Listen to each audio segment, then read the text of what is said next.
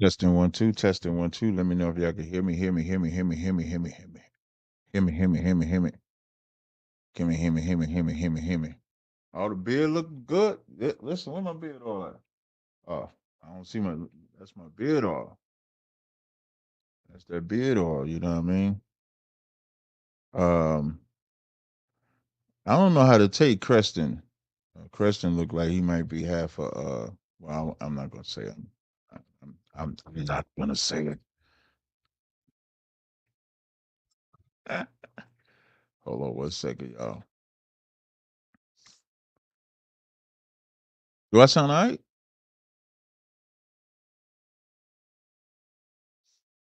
Let me know if I sound clear. Let me know if y'all can hear me all right.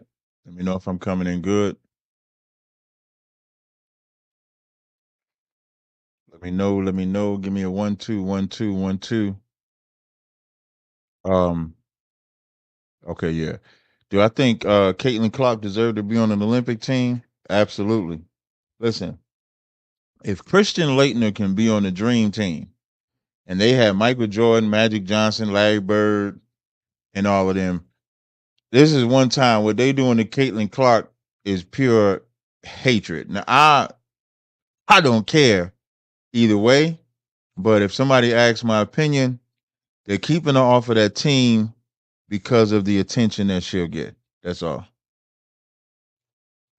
That's all it is. I mean, they listen, they had Christian Leitner on the dream team.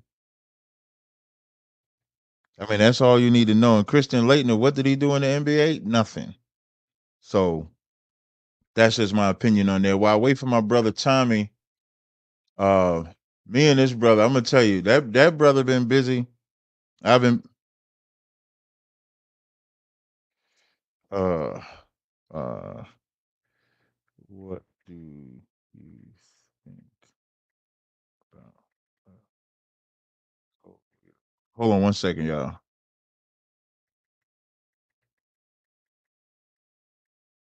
Give me one. I'm just sending a text to a brother. Um, why Kyrie? I don't know about Kyrie on. He said they say it's the delay with the audio. Let me see something. Hold on. Let me check my audio out.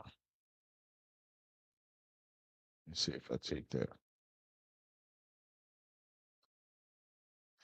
Is it a delay now? Let me see. Testing, testing. Yeah, I see the delay too. I'm wondering if it's a delay because like with the stream, y'all, I increased my we increased the quality of the audio of the video visual, and we increased the amount of channels that you can add. No, it's delayed in my stream, so I'm trying to see if there's something I can do to fix that. Um, no, it's definitely something on this side.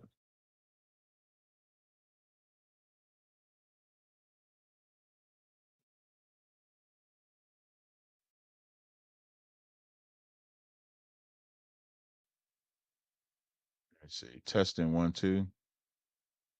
Now this is kind of crazy. I'll be right back, y'all. Y'all don't go nowhere. I'm gonna come right back. Don't go nowhere.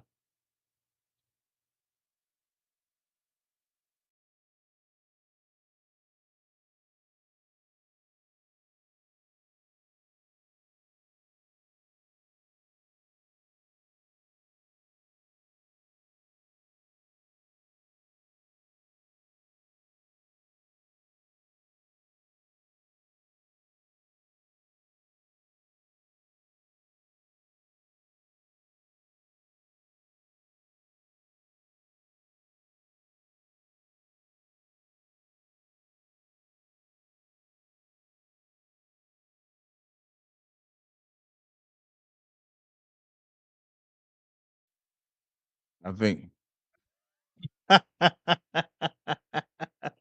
Mike, man, you crazy, man. Michael Love said, You trying to make a kung fu movie. You know why it's delayed? There's an app I'm using called the webcam is called iRune Camera. And I guarantee you the delay is because I'm going through that sound. I want to see something. I'm going to do a test. You're going to hear my audio change. All right, my audio is going to change.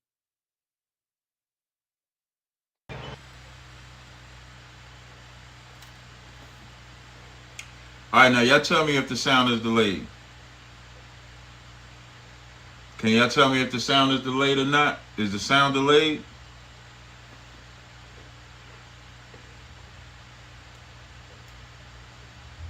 Can y'all hit me up and tell me if the sound is delayed?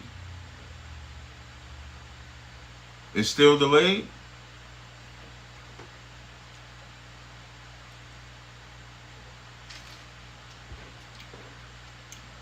All right, then I think.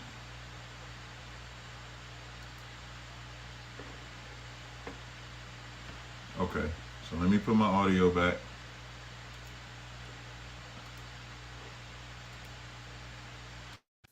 Testing 1, 2, 3, 4. I'll be right back. I'm gonna see if I can grab my other camera. Let me put a song on real fast. Bear with me 1 second. Really seriously, you're looking for a Christ man, the one who anointed with the Lord, with the Spirit of the Lord to do his will. I'm that nigga.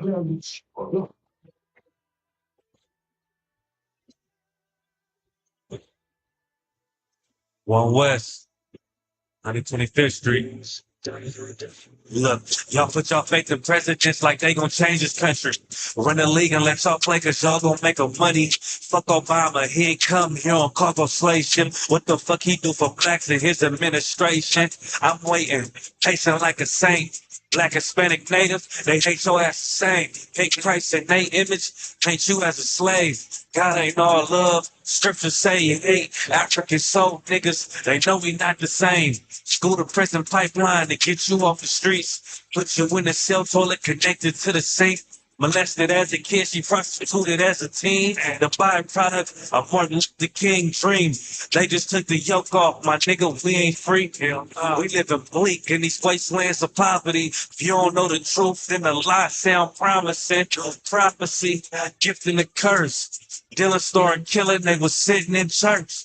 Black folk forgave him, man, this shit is absurd. You should never love your enemy, that shit ain't gonna work. Yeah, fuck dying on your knees, you better die in glory. Man, I joined the UPK, taught me the art of warring. I took a nigga life like mine to be recognized. I feel that pain every day, it can't be reconciled. Pops banging, my sister a prostitute, my brother got life, and somehow I still found the truth. War ready, no cowards, no excuse. Fuck reparations, you can't banish no open wounds. Blood on the leaves, body swing hung from a noose. I was on a run in Nashville and I found the truth. I called the school, classes being held by the shock on my life. I want to be a gangster like a cop. Kindness from my brothers, real brotherhood.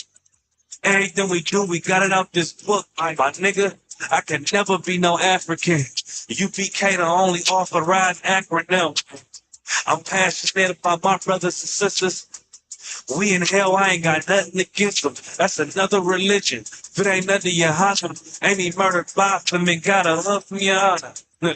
That's the way out for a coward in my observation. They don't fear the Lord, they indoctrinated. Wolves in sheep clothing, Joe Osteen. Real priest bringing back black royalty. One West on my headpiece, breaking order. Can't let them trick me off the streets. I gotta raise my daughter. I got brothers at the border ducking ice ages. I got the name change. It was life changing. My family thought it was a game. Put on all black. They said I was going through a phase. It's more of us in jail than it was slaves. Chose by the Lord. Hey, tell me if it's nah, I say it ain't delayed. You know what that means? It's this so the camera, I think we good now. The so I have an app that lets you use your camera for the let you use your camera for the audio, excuse me, for the visual. So this camera, I was my daughter recently upgraded her iPhone. So this is an iPhone 13 or something like that. What iPhone is this? Oh, it's a software update. So there's a this one is a trying to see what version this is. So this is an iPhone. No, this is an iPhone 13. It should be fine, but there is a software update. Maybe I'll do the software update. No, I switched the app and it came back just fine. So I'm assuming it's something with this iPhone here. So we'll see how it goes. Let me check with my man Tommy. Tommy. Hold on. While I while I'm waiting for Michael Love said that was the Moabite Oh, okay. I could send you mine. Okay. All right. Perfect. Send on. And we got some stuff we're gonna talk about. Like y'all women might be mad tonight. Y'all just might be mad. Well, women might not be all the way mad because we're gonna talk about that diaper dude. That diaper dude. I've been waiting to talk to Tommy about the show he did with what's that song? You let him hit it raw. Now you're a single mom. Single mom. The dude that made the song Single Mom, you could tell he more than likely grew up with a single mom. You could tell, like you could see it coming out of his pores, like the way he was responding. I want to talk about that. We got to talk about on the story on Instagram. Hold on. There's a story on Instagram that we definitely got to talk about.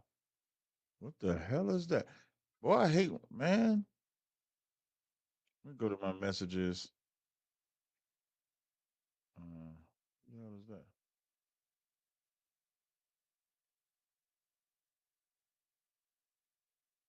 What? I don't remember. Uh, he messaged me from something from September. So I'm trying to get this other story I got. Hold on. There's a story with social media use react to power star Michael Rainey Jr. is inappropriately touched by Tylil's sister during the live stream. We got to talk about that too. So it's a lot of things we talk about. Hey, was y'all rolling with me for 4 hours? Let me tell y'all, for 4 hours, four. Say it with me, four. For 4 hours, me and the Christians. And if y'all got any questions before Tommy send me the link, y'all can go ahead and send me the questions y'all got. Y'all want to get the questions in fast for me to answer them. But what I've done, so now you know the dialogue that I had with them was 4 hours long. So y'all may not want to sit, who wants to sit and look at me for 4 hours? Well, you might want to look at me. I mean, you just might. I mean, I mean, you might want to look at a brother for 4 hours. But what I always like to do is pocket highlights of certain battles and debates. So I pocketed a few um highlights and debates for it. So I did throw that up in there. Um so if you check it out, I mean you can see some fire. I mean, there's some fire dialogue that we had. When I say fire dialogue, there was some like there was this one white Christian. So the subject of the battle was can we hold on, let me type. The subject of that battle was can we interracially marry um outside of our race? And one white guy used the story of when they defiled Dina and said that was it. Insane to me. Dollar oh, dollar sign to Zariat. Let me go ahead. Test it. 1, 2, 3, 4. Test it. 1, 2, 3, 4. Test it. 1, 2, 3, 4. I ain't no time he was a Rams fan, or he must just have the jersey.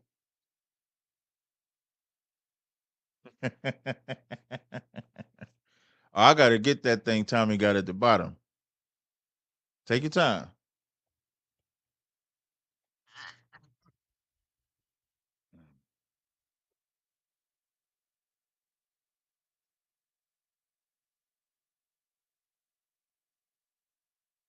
Mm.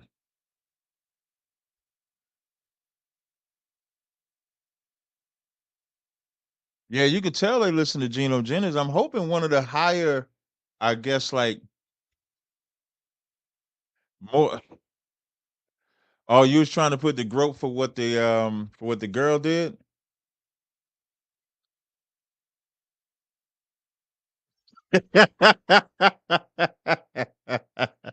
Put a at. Did you try asterisk like GR asterisk PE?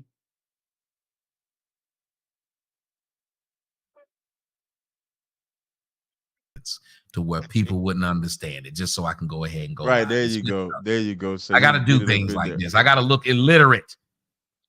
Man, shame. I finally got back on Twitter, man. Oh, you was kicked off? Yeah, I've been off for like last 2.5 weeks. You Yeah. wouldn't know because you don't care about me. You didn't check up on see Shut nothing. You don't your give a fuck. ass up, man. I was following you all through your little Miami, man. That's Not right. you You was don't on care. your little You you don't was care about what I've been going through. hey, you was going through so much torment down in the hotels in Miami. You was scared of heights. I saw it. I Yeah, saw it. I am. I'm very afraid of heights. Like I'm afraid of heights like a mug. Mm, It's just yeah, so horrible how afraid of heights I am. It's really sad. And I try my best to not be afraid of them. And it mm, is really bad. And the older I get, people don't understand. Old people get scared of falling and shit because we know we're gonna break things. hell yeah, that's a long way down. You know what I mean? Don't nobody want that. I'm with you on that. Listen, I'm tall, but I don't like being up high. Like if it's secure, then yeah. But if it's not secure, I don't want to be high either. No, and that don't look secure. I ain't even gonna lie. That does not look secure. Right. Little bit ass damn balcony. The thin ass balcony. White people wrong. Why would you make a thin ass balcony like that? Because they like living on the edge like that. You know, white people, they like taking them type of risks and shit like that, man. So for them, For it's like no it's gonna bring you reason. alive. Yeah, for no reason. It's gonna make you feel alive. The danger, the danger, the danger. That's because they ain't got no soul. So, you know, bungee jumping on the edge makes them feel alive. Us, we already got a soul. So you be like, oh, I ain't gotta be up here. Okay, you got to clarify that for me. Does that mean is that a thing? Because I always wonder why is it that they say black folks got soul? What does that mean? Is that what it means It for real? means that we got so like think of a black church and a white church, right? You ever been to a white church? Yes, I have. White church, they be like, oh no, no. You know, it's real Gnostic. It's real like when I used to go to a Catholic church, I never used to believe that Catholic church because he'd just be talking.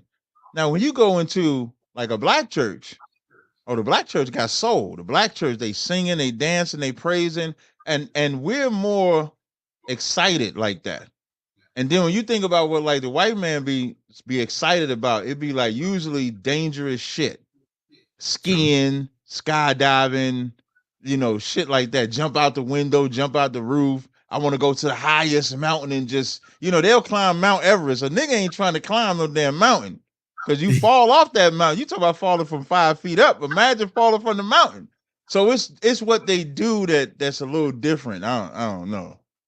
I don't know. Okay, so by saying that, wouldn't it stand the reason that maybe the things that they claim we invented, we maybe didn't? Because a lot of the things that white people invented were dangerous to invent them in the first place. It depends on what it is. I never want to take credit for. I would never want black people to take credit for everything. So it would just depends on what it is. Now there could be some things that we actually did invent, but then there's some things that we probably didn't. Like to save a life, like heart surgery, that could be something that we did, saving a heart.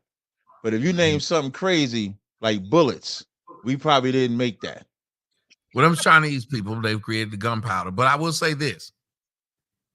I don't think black folks were digging inside people to see if they can switch. I think we thought that was against God to sit up there and you're going to take a Thinking nigga liver inside out people of to you see and put it in what? somebody else. Digging inside of somebody and put it in somebody else. I think black folks probably thought that's against God to take a liver out of one person. And so they're going to die if I take it out and put it in this other nigga. That Well, let me tell you concept, why I yeah. believe that. Yeah. Because I remember my uncle. My Mhm. uncle, Claude Harris, God rest his soul. Claude said when they had found him a heart, he said he will not take that heart. He said he does not want that person coming back from the dead and haunting him. But no. He So the wrote down with it. concept, but I rock with you. The concept, I wouldn't say that we invented that concept, but I do know. I think in history they said that the first open heart surgery was a brother, but we did. But that's not something that we would think of. Yeah, Hey man, Vivian. let's I cut a can't nigga remember his chest name, but open. people can look him up. His name is Vivian something. He did. It's called the Blue Baby Experiment, where they did that. He did that. Yeah. But I don't think we were sitting most somewhere like, definitely. man, I like to take somebody's heart and put it in somebody else. I don't think we came. Right. And like if you said that, man, they run you out of the black neighborhood. You say, and then when you end it with, but he don't need it. He don't need it. Yeah, you know, harvesting and all saying. kind of shit, man. Like that'd be like white folks shit, man, making like certain animals have sex with each other, so they making ligers Right. and like that ain't black folk ain't trying to do. Like we might watch it, like you know, oh that's a liger. Said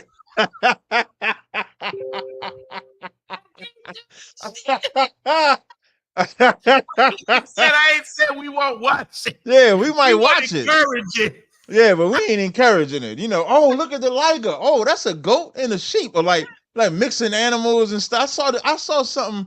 I think one of my wives sent me on TikTok this video where it was like different animals that had produced children or baby, whatever you want, animals because they mixed them together, and that was some weird stuff. So I don't think we think of that. I don't think we come up with that. It's not our bag, bro. Nah, hell no. No. We leave that alone right there.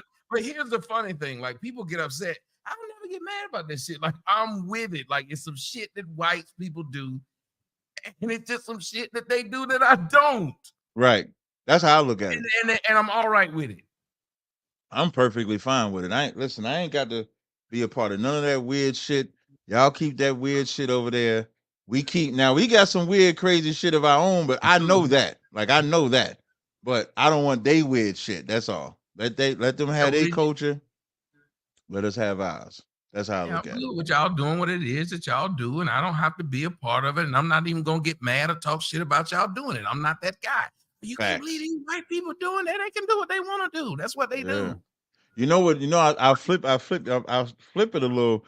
That's why when people be saying we African, I'll be like, nah, I ain't no African, because they'll drink blood.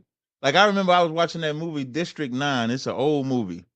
And when they saw that the alien had these powers, they wanted to eat the alien. So they felt that by eating the alien, they would have the aliens. White people always got to go about it. They always got to go about it the wrong way. Yeah, man. So I leave that part alone. I definitely. Oh, but you gotta love white folk because they are part of the experience of life. Ladies and gentlemen, thank you guys for coming to join us. Me and my man Captain Desario, we have not done a rundown in a long time, so we got a lot of shit to run down, right? Yeah, I mean, we got a whole. The last time I was at your house. That's the last time we did it. Tommy's been busy. I've been busy. I'll actually be back in Atlanta next Monday to Thursday. We gotta do it again. Yeah, that's what I was gonna say. We could do it again. We could link up again. But like Tommy said, there's been a lot. There's been so much going on. I damn near don't know where to start. I mean, you got Trump going to jail. You got Saucy Santana telling black women to stop being. Listen, Saucy Santana. Wait. I was trying to get through the rundown without stopping, but Saucy Santana is telling black women to not be masculine, yet he trying to be feminine. Like, tell me how he says. Just tell me how we resolve that. You black women, y'all got to stop being like a man, but he talk and act like a woman. He got a BBL. He got a BBL. I didn't. I can't believe it. I did not know that he had a BBL, which is crazy. Which is crazy. So we got that. You got Pat McAfee called Caitlyn the white B word, which was crazy because I think people might have took what he was trying to say about it. If you actually pay attention to what he was trying to say about it, he wasn't being disrespectful to his white woman. It's just the word he used came across. But we got that. You got Michael Rainey. When we talk about Michael Rainey, it's such a it's such a serious issue because what happened to Michael Rainey on camera happens to a lot of black men and nobody cares. I mean, when I say nobody cares, and even there's an update Michael Rainey did. I'm gonna try to find it where he said he gonna have to look into it, and even he highlights that if it was reversed, it would be worse. If he would have walked up on that sister and groped her like she groped him, his stars that last season of Power would be gone. It wouldn't even be on TV. They would have been apologizing for it. They'd have probably took all the seasons of Power down. Yep. They would have. This man would have never gotten a job. A, B, it'd been other women came out and said he did it to him, and then C, he would have been brought up on charges. Yeah. And they would have been talking about toxic masculinity, and every man would have been under the fucking microscope. That's right. And just think about this, man. Like when it happened to women, like when Cassie came out, all the earth just shut down for Cassie. But before they saw the video, they shut down for Cassie.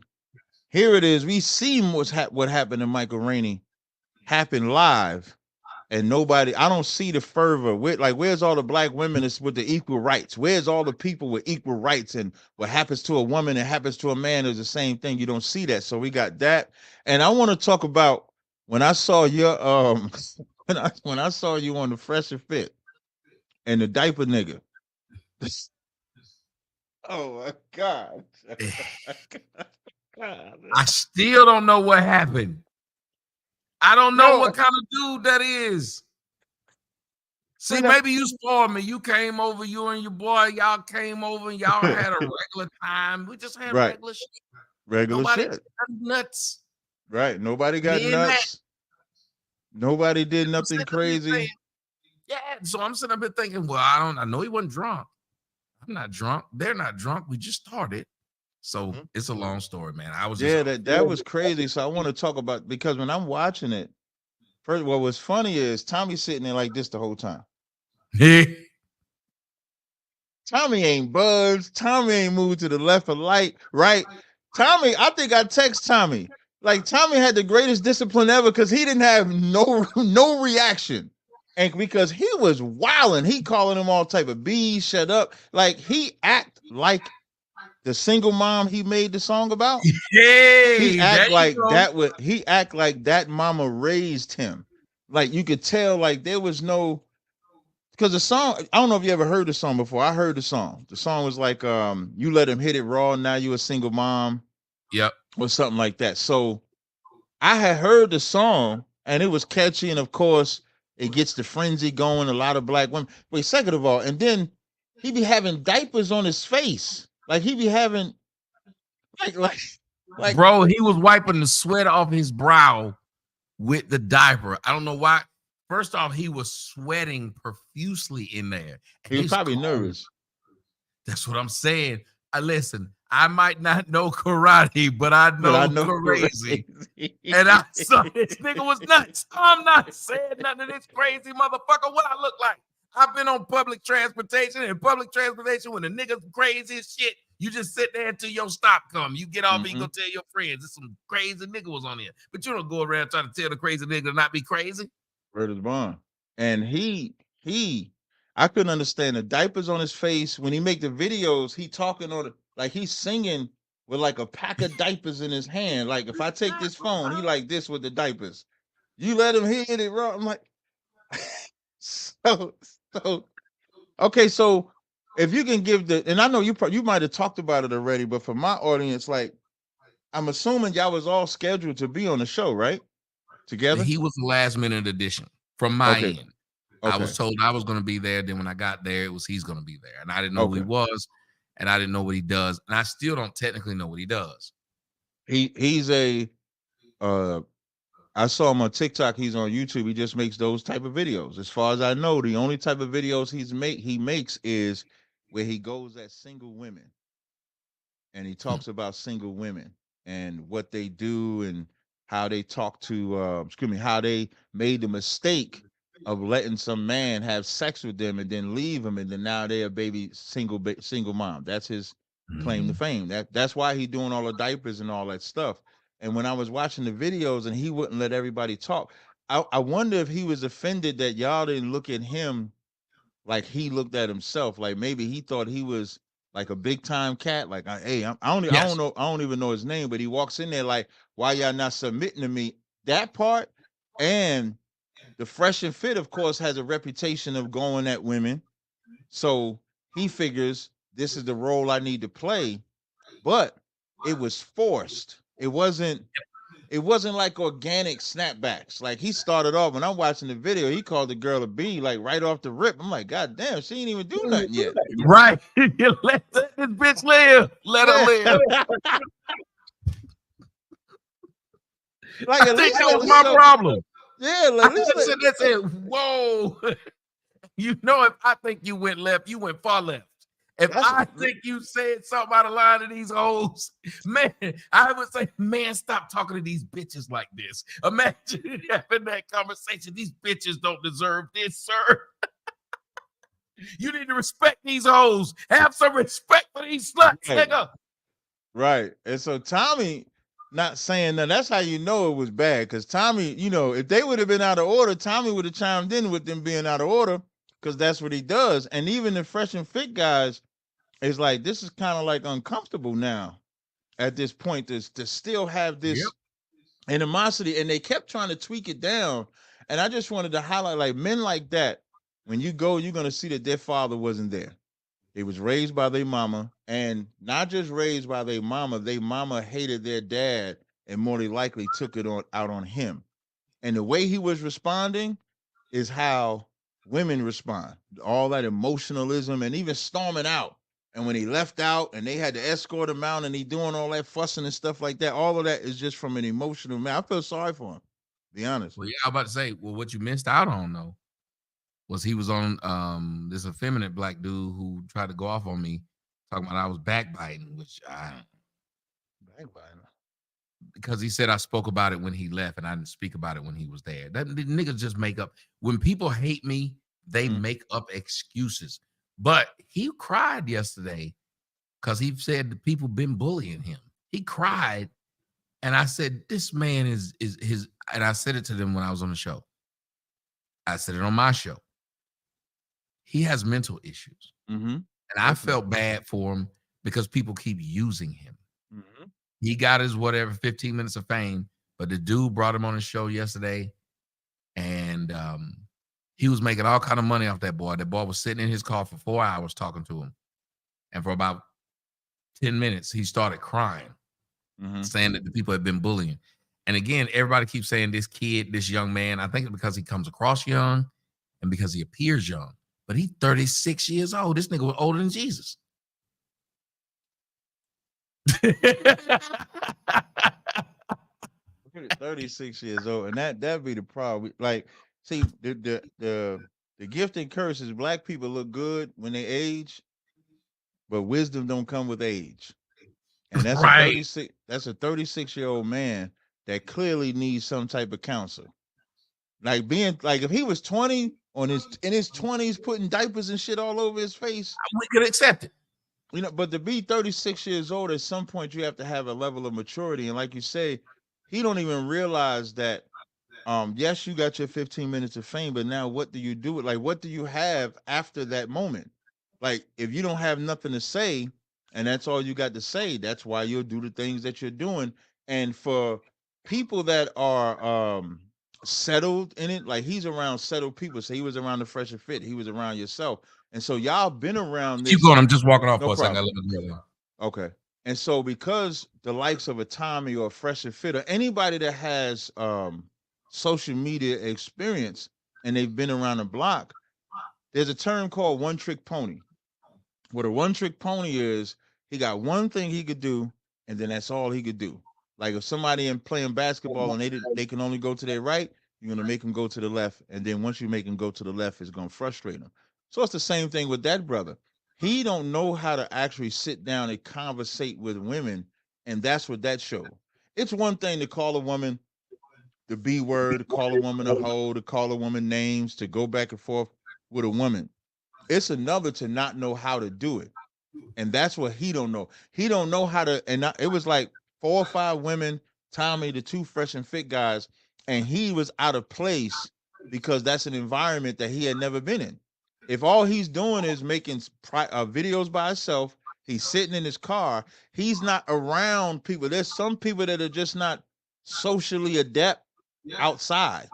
And that's what social media can do to you. Social media can create Yep. an environment where if you're on Instagram and you got 20,000 followers and you can make this post and get these likes and comment, but you don't have no social structure where you can go to a bar, go to a club, or go to a barbershop and have a conversation, then that means you don't know how to actually communicate. You just know how to type.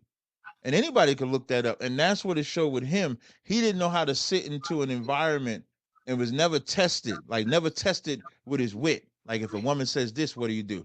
Well, fuck it, I don't know what to say. So, bitch, shut up. Bitch, shut up. I'm trying to talk. Bitch, I'm trying to talk. Bitch, I'm trying. Like that's all he was doing. Everybody knows me. I'm this. I'm on TikTok. Because that's the only talking points he had was that. He didn't have no Listen, me. he don't be in, listen, he don't be in the project hallways talking about he be in the project all day. Yeah. And then that's the him. heavy He's part. one of those people. You sit back and you listen to him. You're like, hold on, this man don't know what the fuck he talking about. And like you said, a lot of these people stay on the internet so much that the internet is all they know. Like this is it. And when you turn around and you ask him, apply that shit practically, they've never done it. The internet has allowed people who've never applied the shit they're saying practically to talk about shit they've never applied practically. And then it'll filter down into a bunch of other lames who themselves have never done it, but that guy will be the leader of lames. So he'll be like, he's one of us, and he's actually calling these. Because I watch, there are people cheering for every time a man call a woman a bitch for no reason. That's why I'm not Red Pill. That's why I'm not Manosphere. That's why I'm not none of them motherfuckers. When they ask me, they're like, well, these guys are from you. I have a saying, and they get mad when I say it. I'm Jesus, and they're Christians. I'm glad you said that. What is Red Pill? What is that? It's supposed to be from.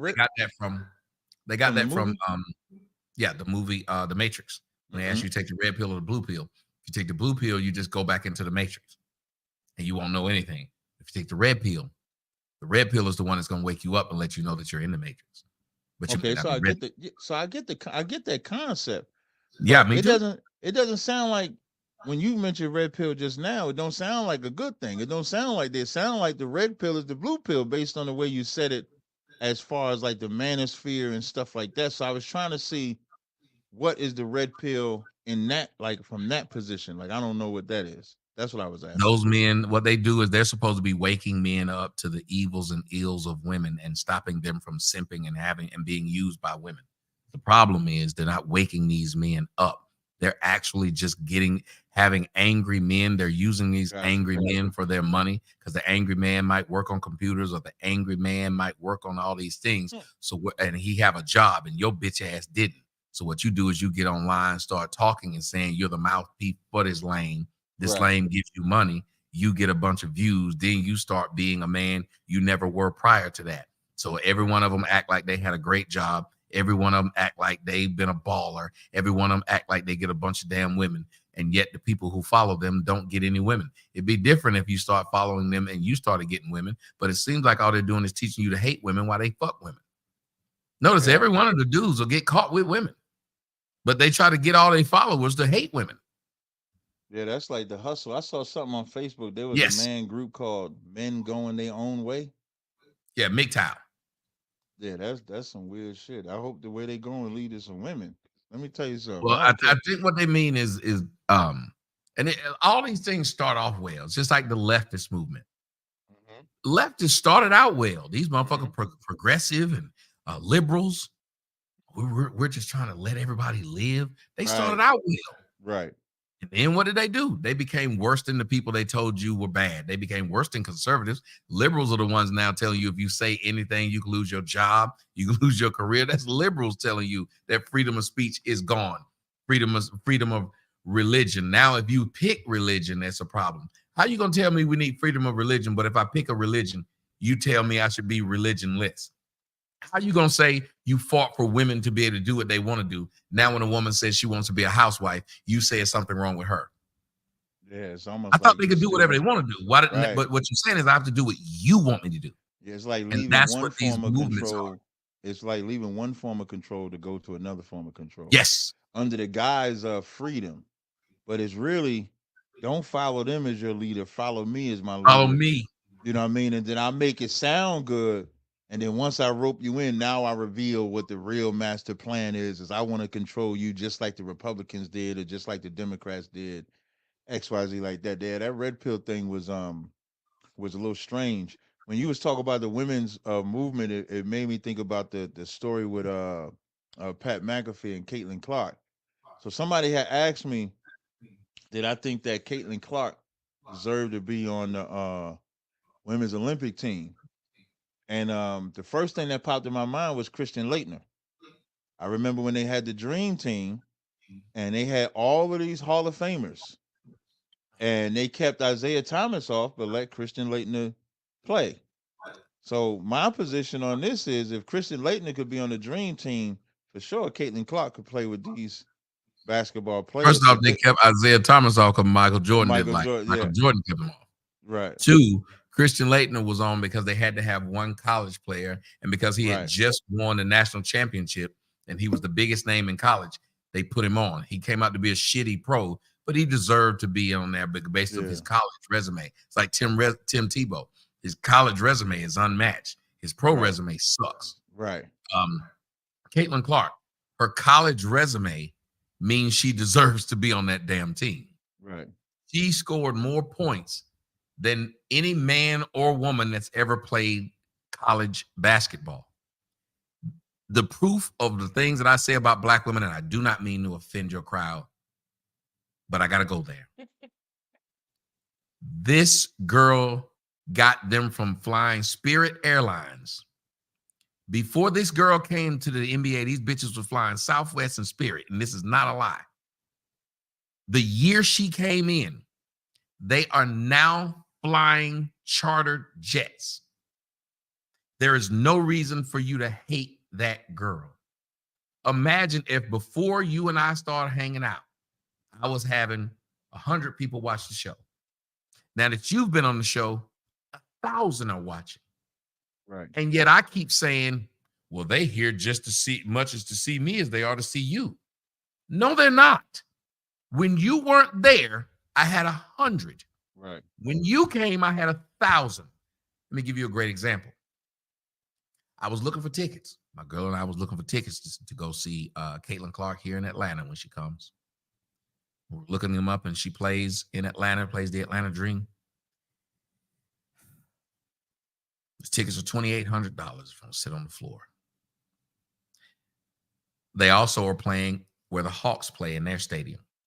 Okay. It's a 2,200 seat stadium. They believe it's going to be sold out. After that, the Chicago Sky is coming to Atlanta. Chicago Sky is Angel Reese's team. And Angel Reese said, it's not just Caitlin Clark. I play too. Cool.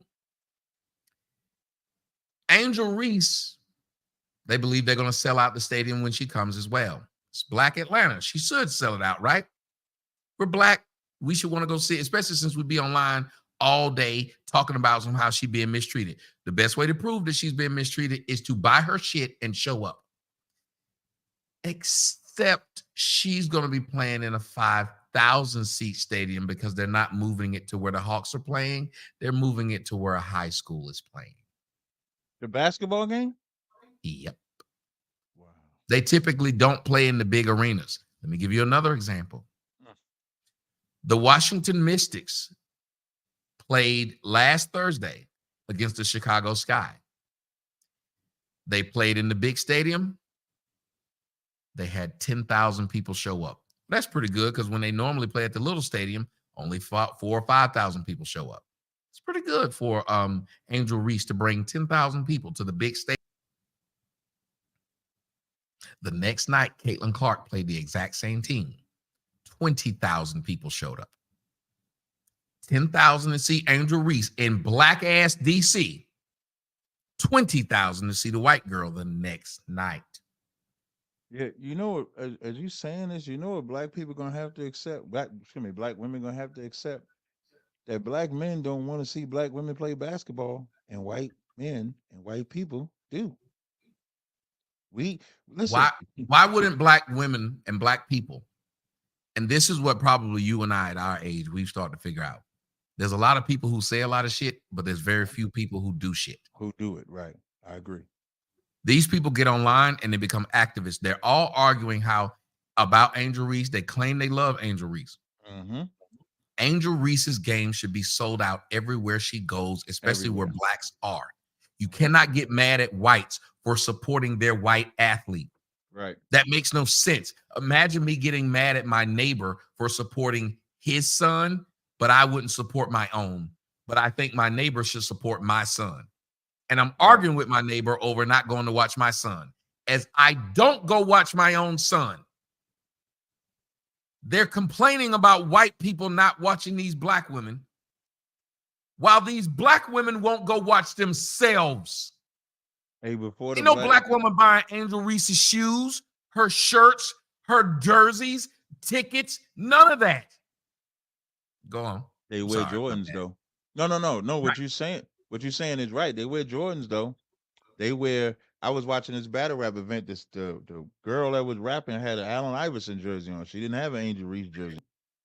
Don't have disrespect or reverence for women's basketball, and we should just accept it. And if the WNBA really wanted to be, they used to have this term in the WNBA called "We Got Next," and they've never had it until this white woman. Exactly. Until this white woman came, because now right, because if we talk about the game of sports, if we talk about women's rights, black women join white women for women's rights. So if a woman is making your sport popular, why now does her race matter? There's always a catalyst. It just so happened that in the NBA, Mike just happened to be black, but Mike was a catalyst. And Mike Tiger Woods was a catalyst. Serena Williams. Now, you know what? But when Tiger Woods played golf, he got support from black people. And he got support from whites, though. Whites saw how many eyes he was bringing to a sport that had not been viewed like that. They saw that all their purses jumped. They wanted Tiger in everything.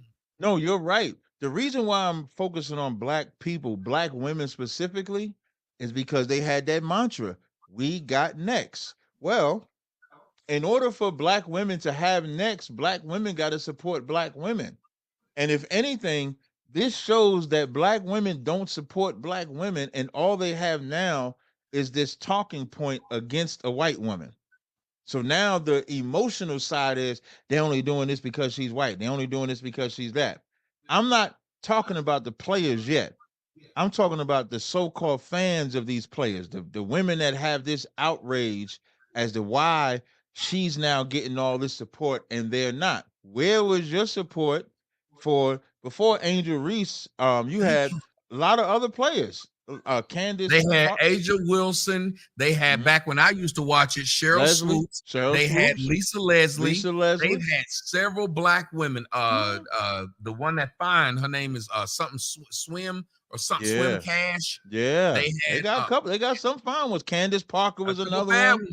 Yeah, they had some bad. All of them bad. They just like to go with the wrong side. I mean, but some of them bad. Some of them bitches look like how my boy said it, motherfucker, the nappy head holes. He said they look like the Toronto Raptors. It's a bad looking bitches. Yeah, like they don't even know how to work this controversy properly. Meaning, Caitlin, say it. Yeah, they don't know how to work this controversy. I know how to work controversy. If there's something controversial, I don't run and hate on it. I use it to my advantage. They could have bought so much. They could all this attention on the WNBA. Imagine if they just supported this white woman, let her go out there. It's just sports. This ain't religion. This ain't your life. But if you talking about a business that you want to grow, and this white woman happens to do it, you should let them do it. Nobody hated on Larry Bird. Nobody hated on like Dirk Nowitzki. or not Ain't like nobody hating on Luka on Doncic Luka right now. Doncic. Nobody hating on the Joker, and this nigga done won three Right. MVPs in 4 years. Right. And you don't see black players saying, hey man, F Luka, Jokic. And ain't nobody saying that. Nobody's saying that about Luka. They saying Kyrie and Luka's like the best backcourt. Like one thing about the NBA, they've never hated on white players. John Stockton, they didn't hate John Stockton got on the dream team. They didn't say, well, because you white, you Thank can't you. do this. And Black they didn't say the women, only reason he made it was because he was white. We didn't say that either. no, that's We like the right. white boy can play. And that's the thing. The only thing I can't take away from Caitlyn is Caitlyn deserved a spot on the Olympics because she could actually score. Like she scored all in points. Only thing she didn't do was win a championship. So she went back to back, but didn't win the championship. But she carried the team XYZ. She's the most popular player in the WNBA. That's like leaving LeBron off, or Kobe off, or Allen off, or Mike off. The dream team, like you. There's this term you hit your hand to smite your face, or hide your hand to smite your face, or something like that. That one, you cut off your nose to spite your face. Yeah, cut off your nose to spite your face, and that's what the WNBA is doing.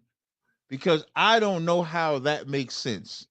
If I was in an organization or running a business, and this entity or this thing came in and was a lightning rod for my business to grow, I would push it.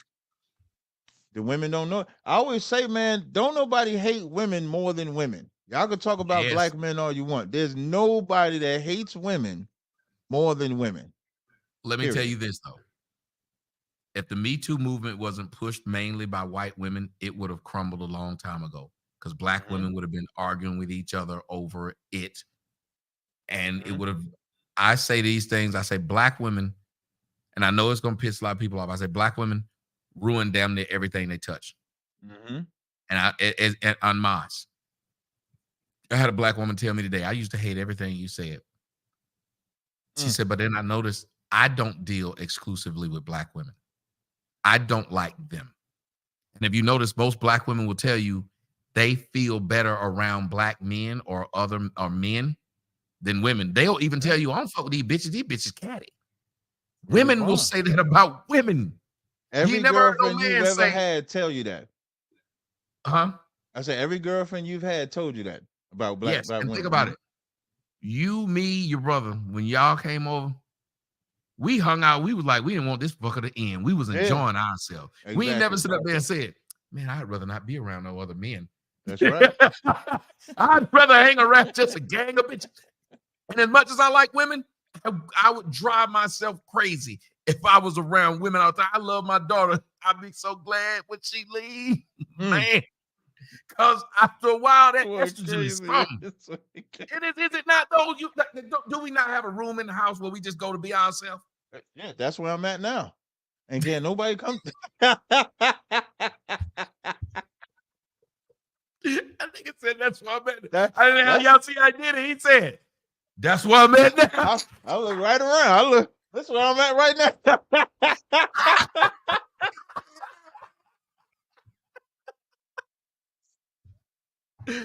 That's what I'm at right now. And that's the thing. And what made it the best about when we came to your crib, you had never met my brother. And you never met me face to face. We just did, we had the online thing, and we all just sat down. You made my brother get on the camera as soon as the show started. You put the camera right on him. He working the camera. We worked out how we gonna do it. Gave us a tour. Sat down and had a bomb-ass show, bomb-ass friendship. And you get women like we've that. Been knowing each other for years. And nobody wanted to take the lead. We kept wanting to pass the ball. Not women. Women don't get mad if somebody get more attention than them. Hell yeah. You think women have been able to joke how I joke with you? Be like, this nigga handsome. You be like, leave it. You think women can do that with each other? Hell no. In the back of their mind, they like, why that bitch say that? Yep.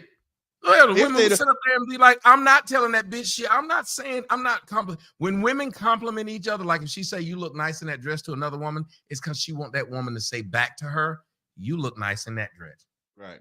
We don't say to each other, hey man, them shoes nice. Where you get them shoes? So you can look at me and be like, I like your shoes too. No, we know you got. I know I got on some clown shoes. Why Yeah. you need to tell me these shoes Yeah. look like? It's your time you to shine with your shoes. It's your time to shine with your shoes. This is not my time to shine with the shoes. Right. This is all and you. so here's my take. You got somebody in your comment section. I got to point something out to you. There's It two might motherfuckers that I hate in your comment section. I'm Okay. gonna call them out. One of them, his name is Frank White. He said Caitlin Clark is overrated. She's only getting hyped because she's white. Nigga, you knew nothing about women's basketball prior to this. And you can't say a woman that took an all-white squad to the championship 2 years in a row. She had no other good players on that team but her. No one else from that team was drafted but her. How can you say that this bitch is overrated? That is the stupidest comment in history. Overrated, that's like saying that Brock Purdy is overrated. You might not like him, but this motherfucker done went to the Super Bowl and went to the NFC Championship game. And if he hadn't got hurt, he'd have went to Super Bowl 2 years in a row. It is really stupid to say. This man said, how many did she win? By your logic, Charles Barkley is overrated. By your logic, the mailman Karl Malone is overrated. By your logic, Gary Payton is overrated. Would you like me to keep going, you stupid son of a bitch? There's been plenty of people who never won a championship. And again, you keep acting like this girl can win against another team that was straight stacked. That team she played both times were stacked. If you know anything about basketball, they let you know he knows nothing. The team that both teams she lost to were stacked. Right. Allen Iverson, he was overrated. Yeah. Patrick Ewing. Yes. People say dumb stuff. You had this girl played against a team. She had no other players on her team. None of them got drafted. None of them have a chance of getting drafted. Literally, that tells you a lot. Somebody say Tracy McGrady. Yeah. But let me go to that. She's still over crispy. She ain't win shit. I see. I told y'all every time I get into an argument with them, they'll say something about my skin color. I'm crispy now. Who's saying that? Frank White. So I argued with him factually. Oh, I was about to kick him out. Oh, my bad. Yeah, he's on your page. I argued with him factually. I said factual shit. He went to my skin color. You did. I'm sorry, I'm too black to be right, sir. Why do you got to go to your skin tone? Yo, speaking of that, like I don't understand the light skin, dark skin, and you educated. And what I mean by that, I saw Umar Johnson say something like dark skinned black men have been making light skinned black men look bad for the whole year. And I would think somebody with his level of intelligence wouldn't use dark skin, light skin analogies because he's too intelligent for that. And it reminds me of a comment like this, like, why when you lose an argument clearly, because you can't say Caitlin can't play. She just dropped 30 last night. You can't say she can't play. You can't. I mean, what are we as a rookie? As a rookie, like, what are we talking about right now? It's the second time doing it. There's players that always come into any sport and has a hype around them. Caitlin is just a white woman that has the hype around her, and the most hate she's getting is from the league that she's in. Like, even if you want to say it's just fans, and the fans is hating on her, that's one thing. But when the league is hating on her, that's a whole nother thing. That's an envy that shouldn't be there. Yes. So I mean, I don't understand it. So now he's just gonna keep on calling me crispy and you better be glad I don't have this channel that has a wrench.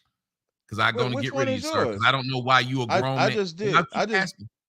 I commented in there real fast. I didn't know. What, you got a new channel? Said, yo. I just said, yo, yeah, they kicked my other channel. That's why you got to. No, I had a wrench before the last time, but then I did something. I know, but no, that's what I'm saying. You know, your accounts don't. Yeah, I was uploading some shit I shouldn't have been, and they got me.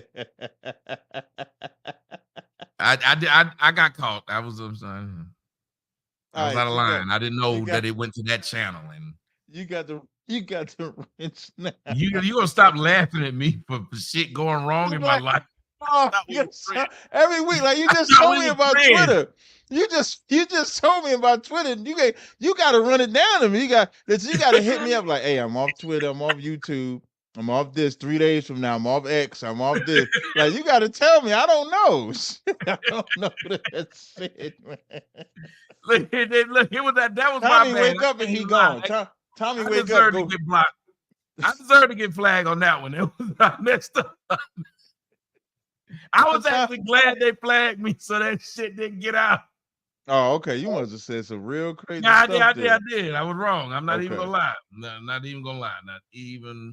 I'm not even gonna lie. He was smart. When he saw I was gonna get my moderator stick, he blocked me so I can't see it. Oh no, I had blocked him already when you were saying Good. it. Yeah, I had blocked him already. My bad.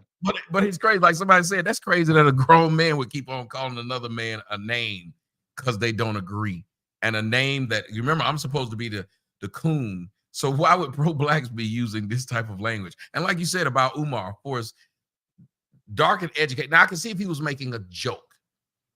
And even then, like I didn't understand. Maybe you can explain it. What did he mean by dark-skinned men have made us look bad this year? Yeah, because I think he was highlighting what Diddy did, and I don't know who else. So he's saying because of like we in the like the middle of 2024. Oh, he might And be talking about what's his name who got convicted. The brother who is now with that beautiful woman. I love that woman. That woman's one of the most beautiful women I've ever seen. You talk about Making Good? Making Good, yeah. Talk about that, brother. Right. So talk about all these different men that got darker skin than a light skinned brother like myself, and saying that the dark skinned men have ruined it for black men as far as dark skin versus light skin. And he calls himself the King Kong of consciousness, which is another racist. Like that's racist. What I mean by that's racist, that's a victim of white supremacy because when you look at King Kong, who was King Kong in love with? The white woman. Who was he obsessed with? The white woman. The white woman get him to bow down and obey. So when you call yourself the King Kong of consciousness, that's weird. But yeah, like, I'm Godzilla. I'd rather be Godzilla because Godzilla whipped King Kong ass. I mean, so if you're gonna be anybody, be the winner. But when he said that, I was really in awe. Like, okay, this is a brother that says he got a PhD. He has a school that he's building. He has all these things, or school that is built.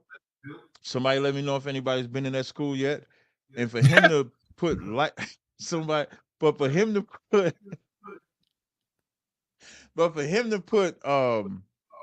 light skin and dark skin, because you know what that does when somebody like Umar Johnson says dark skinned men made it bad, light skinned men got a pass.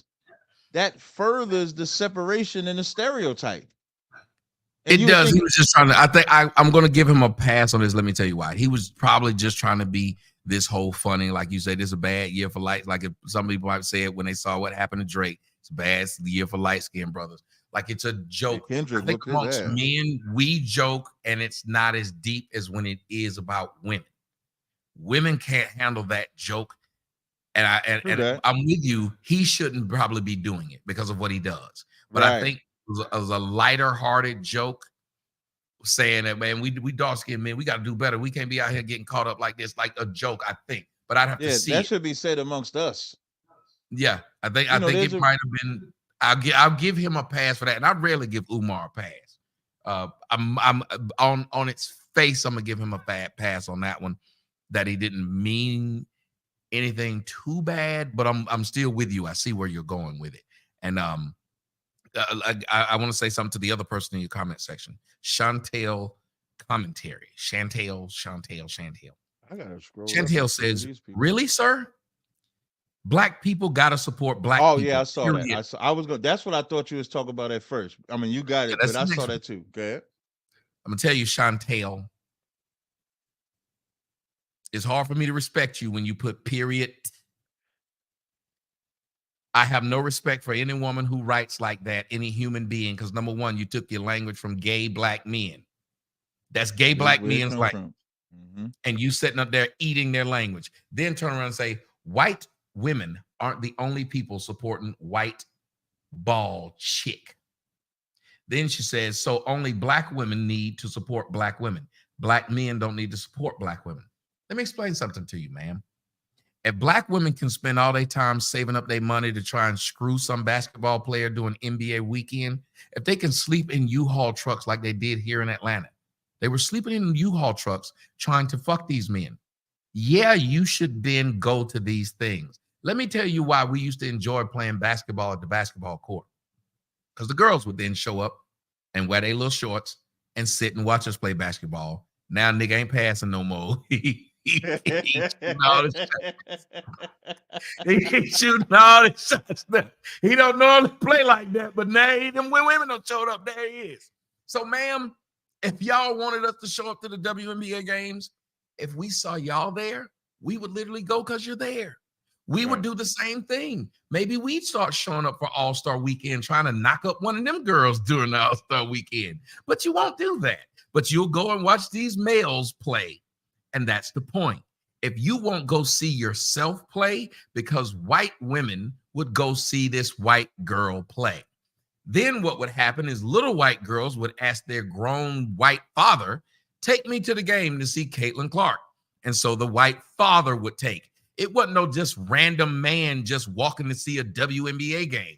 The men who were going to see a WNBA game got what they call daughters who wanted to see Caitlin Clark, got what they call wives who wanted to see Caitlin Clark. So while you're trying to be smart and sarcastic, period, what you should have done is this. Simply stated, since y'all so powerful, black women, and y'all queens, and y'all the leaders, even if men won't support black women, if you supported black women, you could then turn around and tell us, we're doing our part, you need to help. Right. That's what I tell my daughter. See, if you do your part and get a job, daughter, and you make money, daughter, then it's easier for me to come in and help supplement the money you don't have to buy the thing you want. That's right. But if you just complain that you don't have something because I didn't give it to you, then I don't respect your argument. So instead of you telling me how you black women are showing up for these black women's sports and black men aren't doing it, what you said is we need to do it too. Right. And that sounds like you ain't strong as you say, because ain't now one of us black men ever asked you black women to come and support shit we do. If we started playing in the NBA, and let me end it with this. For as stupid as y'all are acting, look at what a brother by the name of Sammy Davis Jr., Jackie Robinson. These men had to deal with people spitting in their face and calling them the N-word to their face. And you know what they said they did? They took it so other black men wouldn't have as hard a time as they did. Yet you black men, women, instead of y'all saying, this is a way for them to get eyes on us too. Because if they watch this white girl play, they have to see us. We're on the same court. If it's a handsome nigga playing basketball and all the hoes came to the court to see him, and you tell me if I'm lying, Cap, because you was that nigga. The ugly niggas would just start shooting the ball, wouldn't we? Because them hoes all can't leave with you. We glad you brought them, because now I'm going to show out. We didn't hate that you brought them. Niggas would start picking up Cap at his fucking apartment. Hey, nigga, you playing ball with us today? Because we know if you come, the hoes coming. Right. Instead, black women are sitting up here saying, we tired of Caitlin getting all of the publicity. We'll hurt her. We'll do things to make it not, to make people not, because if Caitlin was smart, she should quit the WNBA and go play overseas. Right. With people who respect her and what she do. So we don't have to hear you say she overrated. They only do it because she white. Let me tell you who else is overrated. What is that dark-skinned black girl who gets the acting roles who look like a crackhead, honestly, but y'all try to say she pretty? Lupita. Lupita Nyong'o. That girl is not pretty. She looks like a crackhead.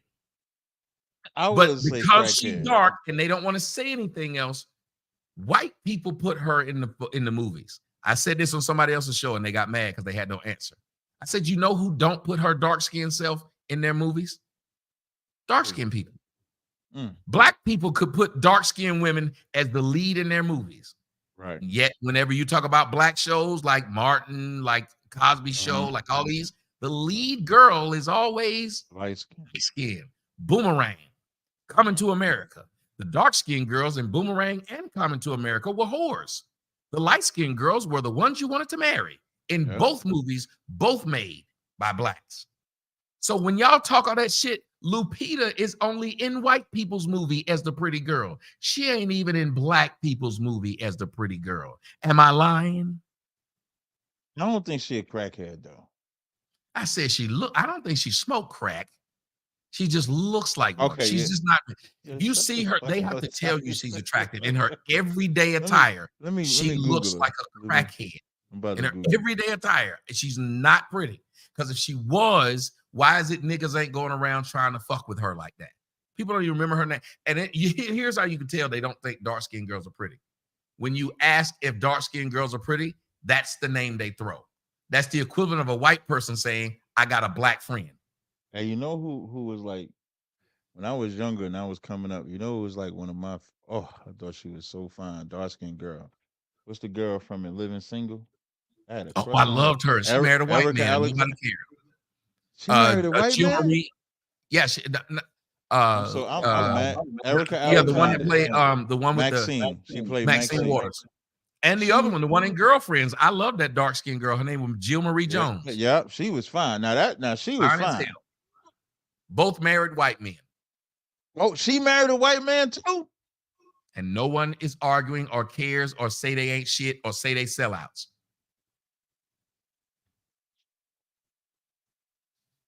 But if they were black men and they did it, it'd be a problem. This is why I speak the way I speak. I don't have respect for that group of people because, and not all, just in general, I don't like the way they move.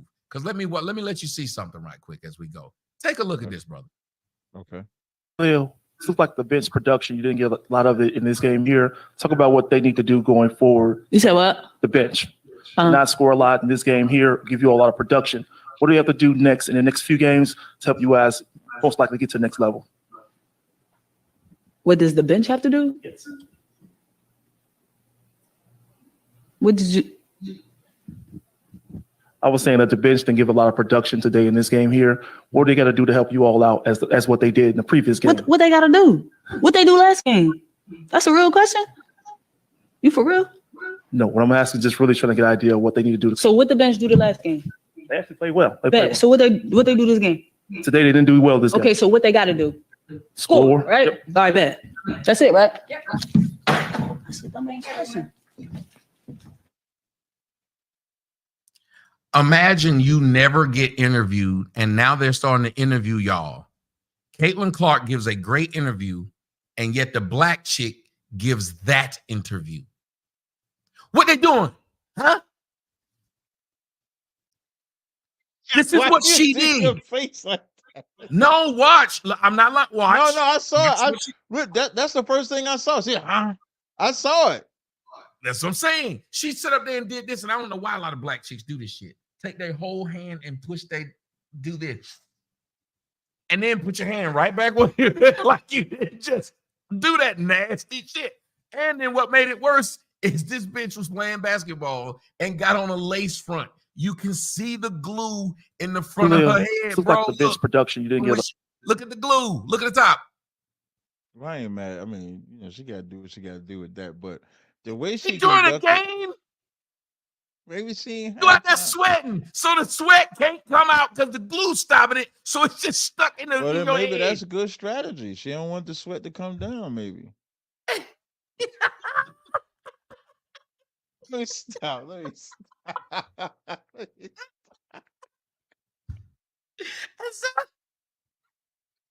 Oh man, hey, big up the wait before we go, man. Let me big up this one brother, man. Big up the Maxwell Smart. Appreciate the super chat donation. Make sure y'all donating to Tommy Sotomayor's super chat on his live stream. Make sure you're donating to my super chat. Make sure you're hitting up that Cash App, $ TJ Sotomayor, $ to Zaryak. Make sure y'all support us as we doing this.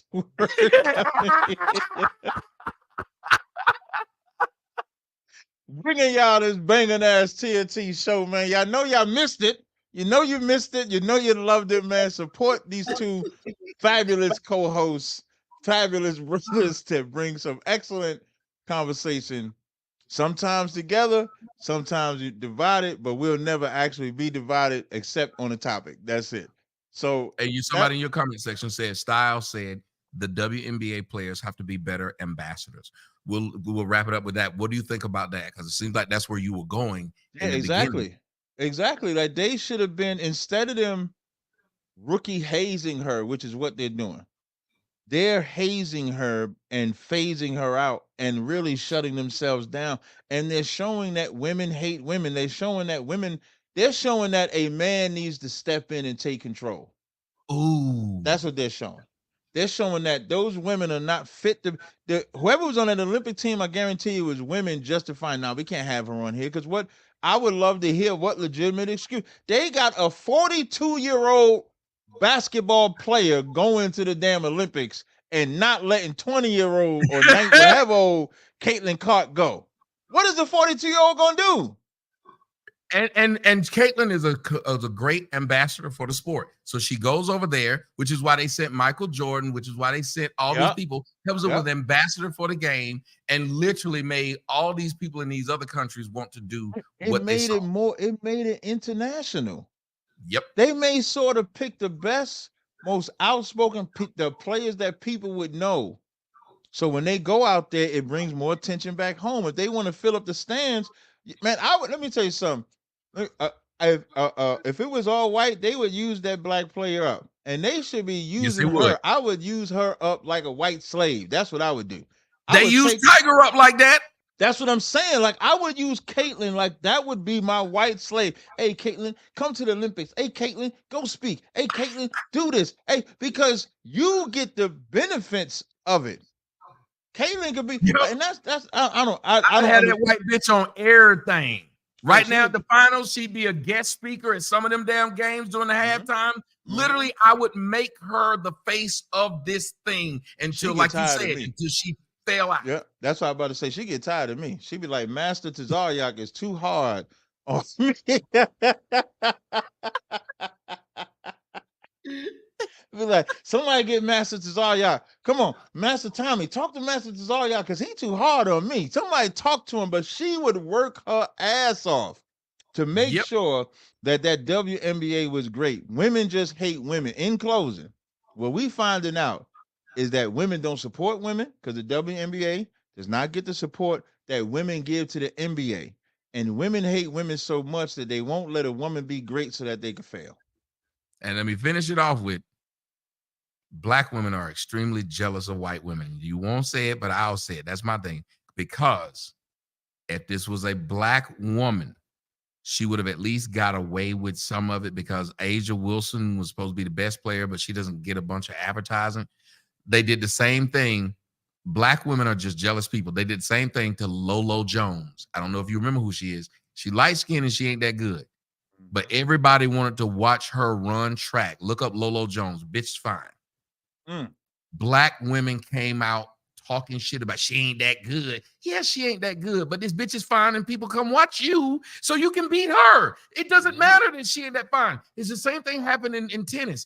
Anna Kournikova, she wasn't good at all, but niggas was watching to see Anna play. Why would any woman get mad? And no woman got mad except the black chicks who said, Serena, how she makes more money than Serena. Because this bitch is advertising on billboards and shit. She's a model. It doesn't matter that she ain't that good. She's a fucking model. But at least they had an argument by saying Serena Williams is really good. She's beating this girl. The girl never beat Serena. Cool. But she brought more eyes to the sport. For people could even see Serena beat that girl. So Serena should be glad every time she beat that girl because her check is bigger than it would have been had that girl not been in the sport.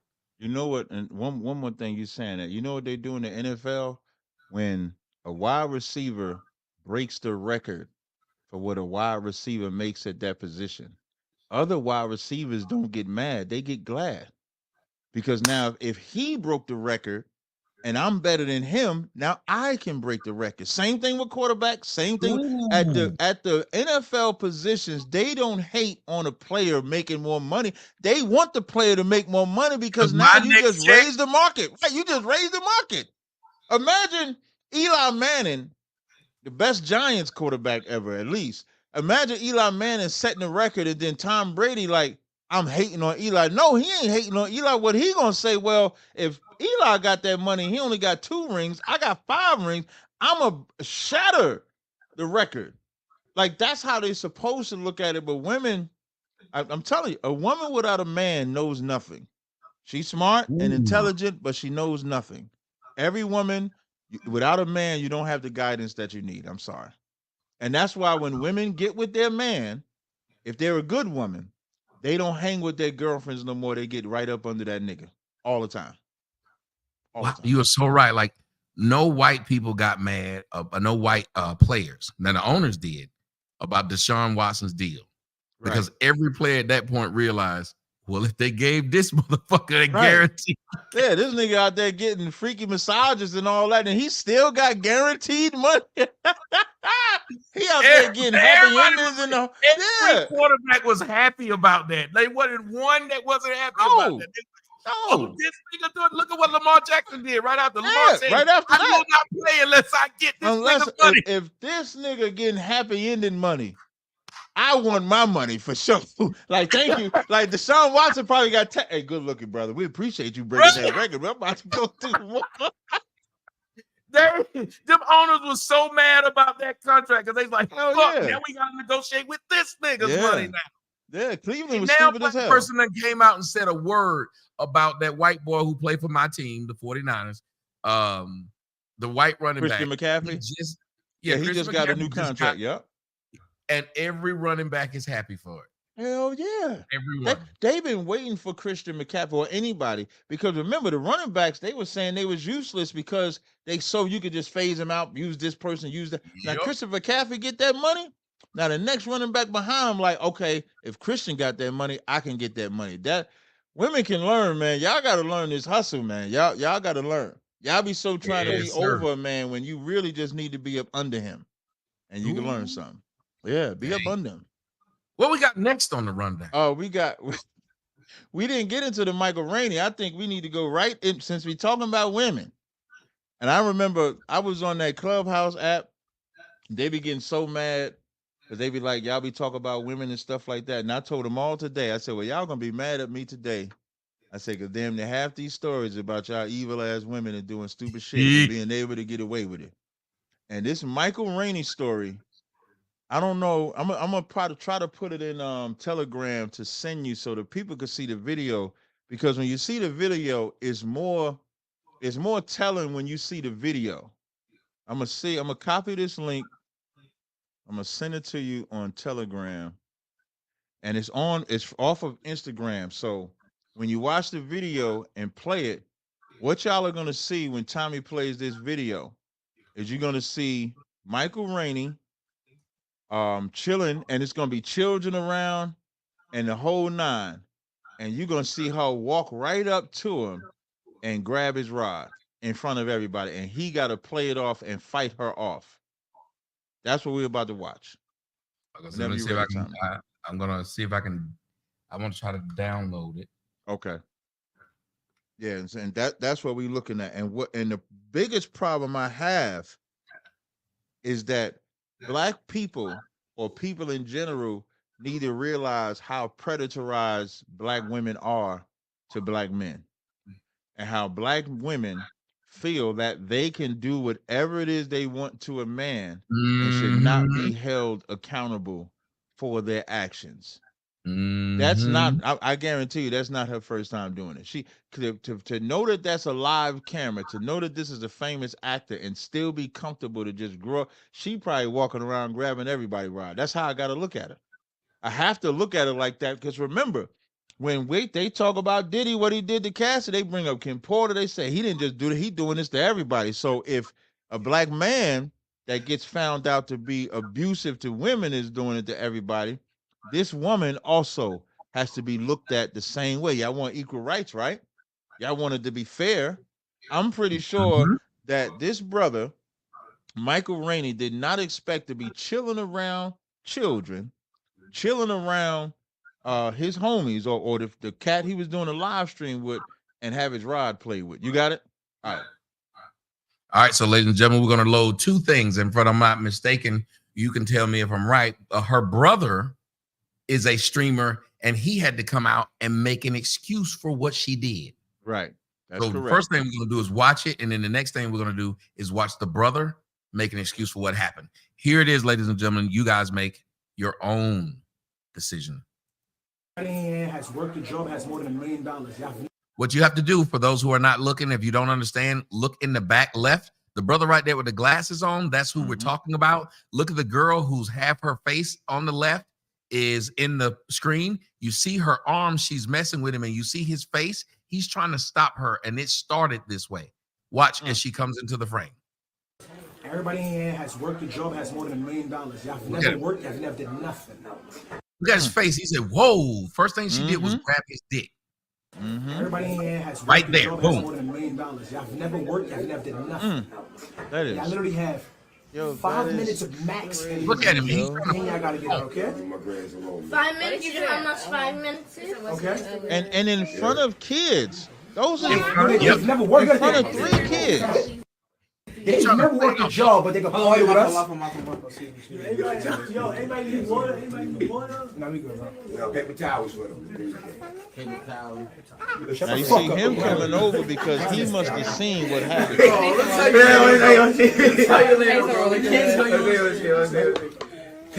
Chat, word of my mother, I'm trying to literally ignore this shit. But I'm getting texts, the energy shifted, and niggas just got up and left. Like, all that shit really made me, like, all those side of that shit really made me feel away. Because one, when people come, this is your crib. It's about hospitality. That means everything. Stop telling me to ignore it, because when I was trying to ignore it, y'all dick riders was spamming. That shit really got me really feeling away because, bro, I be around celebrities all day. You feel what I'm saying? Like, even when I first started being my first few celebrities, don't get me wrong, I do unusual shit. No homo. Like, nothing crazy. Like, I'll be like, yo, like, I be trying to record, get a video, a picture, whatever.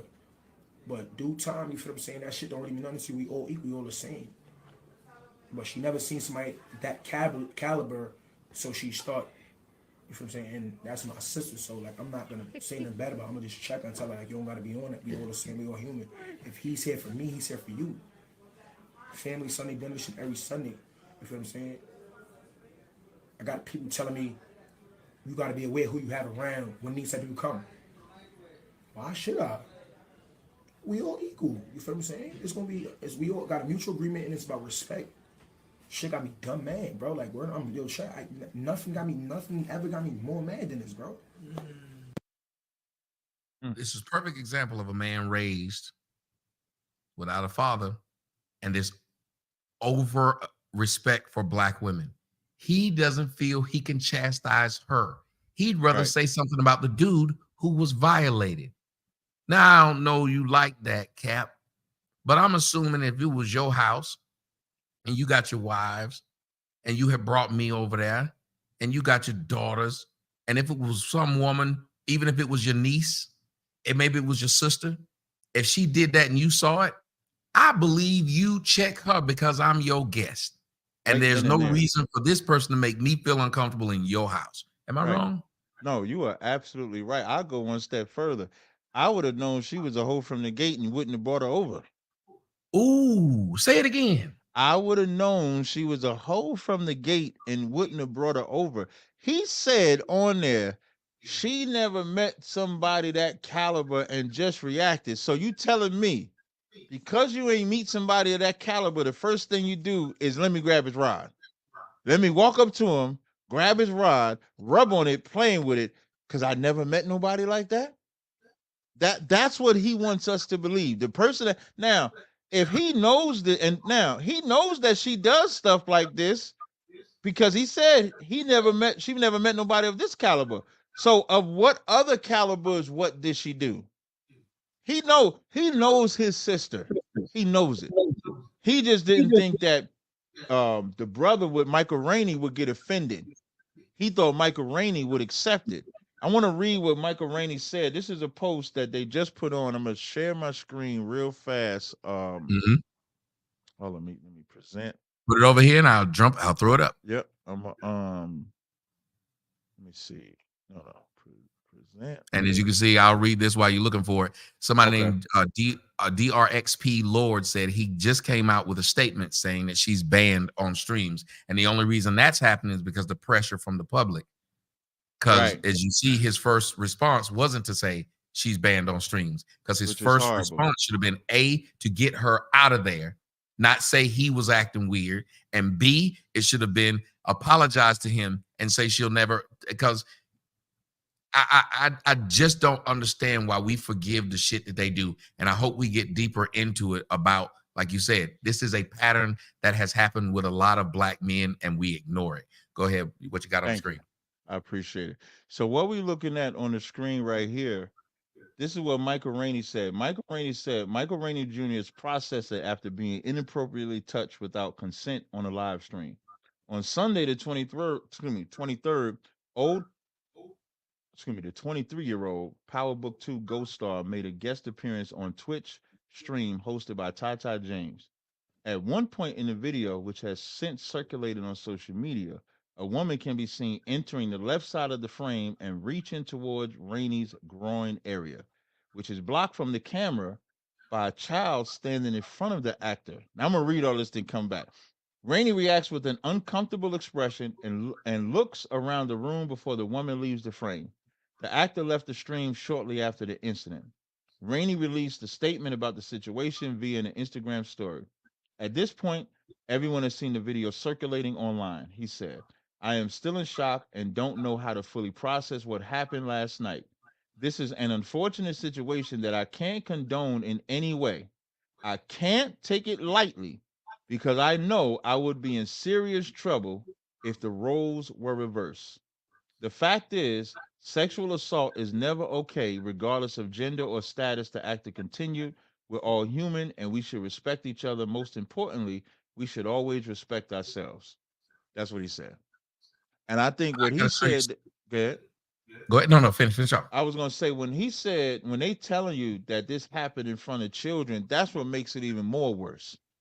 This woman had no respect of herself, of the children, her brother, or Mike. Ooh. And she looked at Mike as a tool.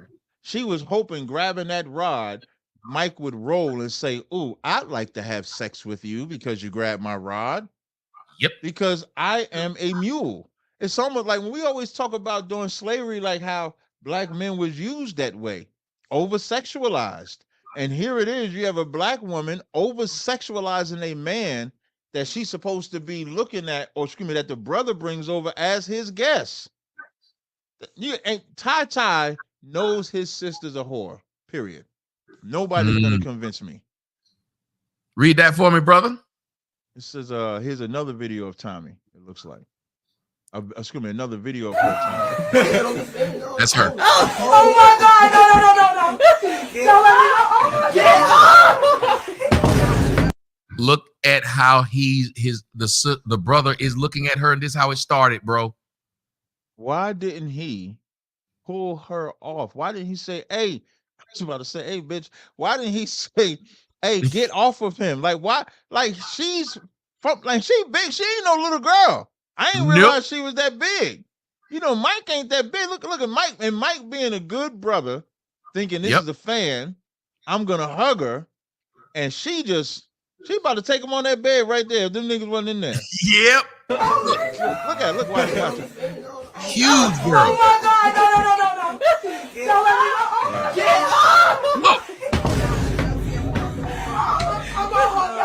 me. I'm done. 4,000 views. I'm doing anything for clout. I'm trying to go viral. Just trying to see. Let me make you go viral. You got a banana? Oh. It wasn't me. That was her. Get out! Back the fuck up. Yo, she's not allowed back in here. Fuck! You hurt my sister. Why the fuck would she embarrass me like that? Everybody in here has worked. Y'all never worked. Y'all never did nothing. Y'all literally have 5 minutes of max in here. Then y'all gotta get out, okay? 5 minutes. You know how That much girl a 5 hoe. minutes is? Okay. I mean, this girl is hot.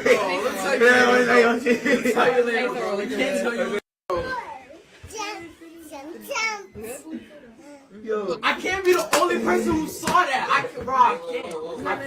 I can't, bro. Little bro in the back said, "Man, I can't be the only person who saw that." Yeah.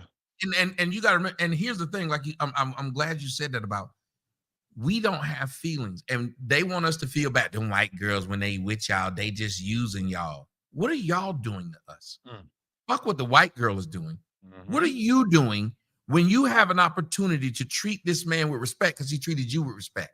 Right. He came in like you said. He was being, let me be nice to the fans. I'm in these people's house, and you decided he can't say no to pussy, and that's why I've been telling y'all. Black women's main line to black men when they want to emasculate you is saying you don't get no pussy. They'll say you don't get no pussy before they say you don't get no money. Right. Why would you say this? You're encouraging me to be a sex hound. That sex is the only thing that makes me a man. And I remember when I told a story about the 25-year-old girl who molested me when I was 10, and people literally said I was gay because I didn't like it. So I like where you were going. Violated by older black women, and no one talk about it. No, nobody. And that's the biggest part is that the sexualization of black men has been since we've been in slavery. And you would think that we would learn a lesson from that. And what this example shows, and he said it himself, he's conscious enough to know that if the role was reversed and he would have, if he would have saw that sister, now she just happened to be ugly as shit. So, but imagine if he sees,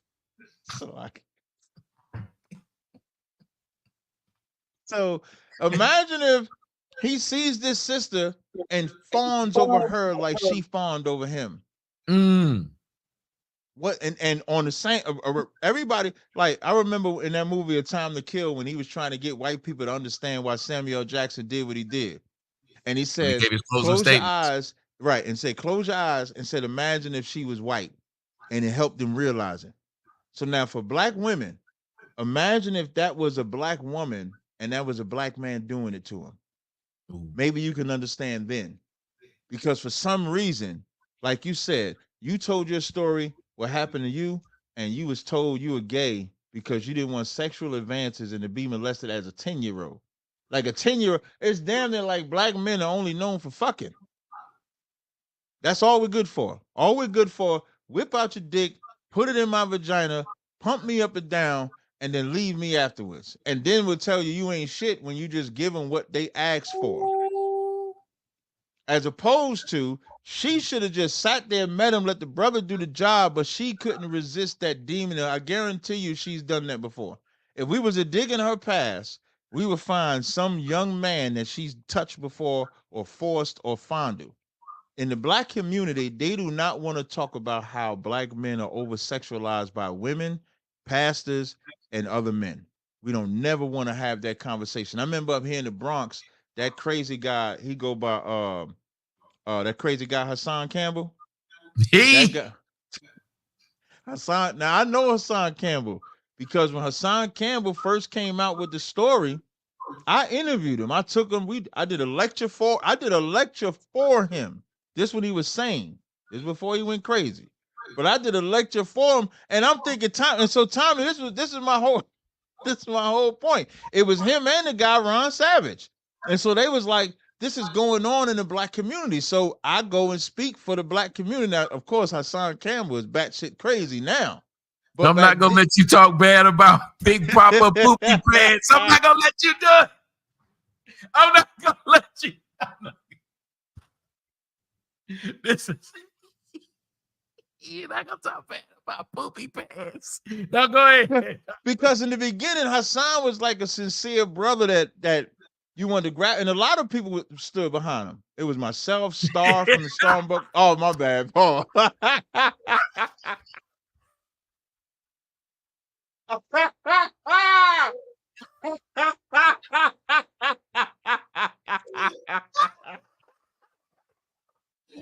Oh, I can't believe I said that. I can't believe I said that.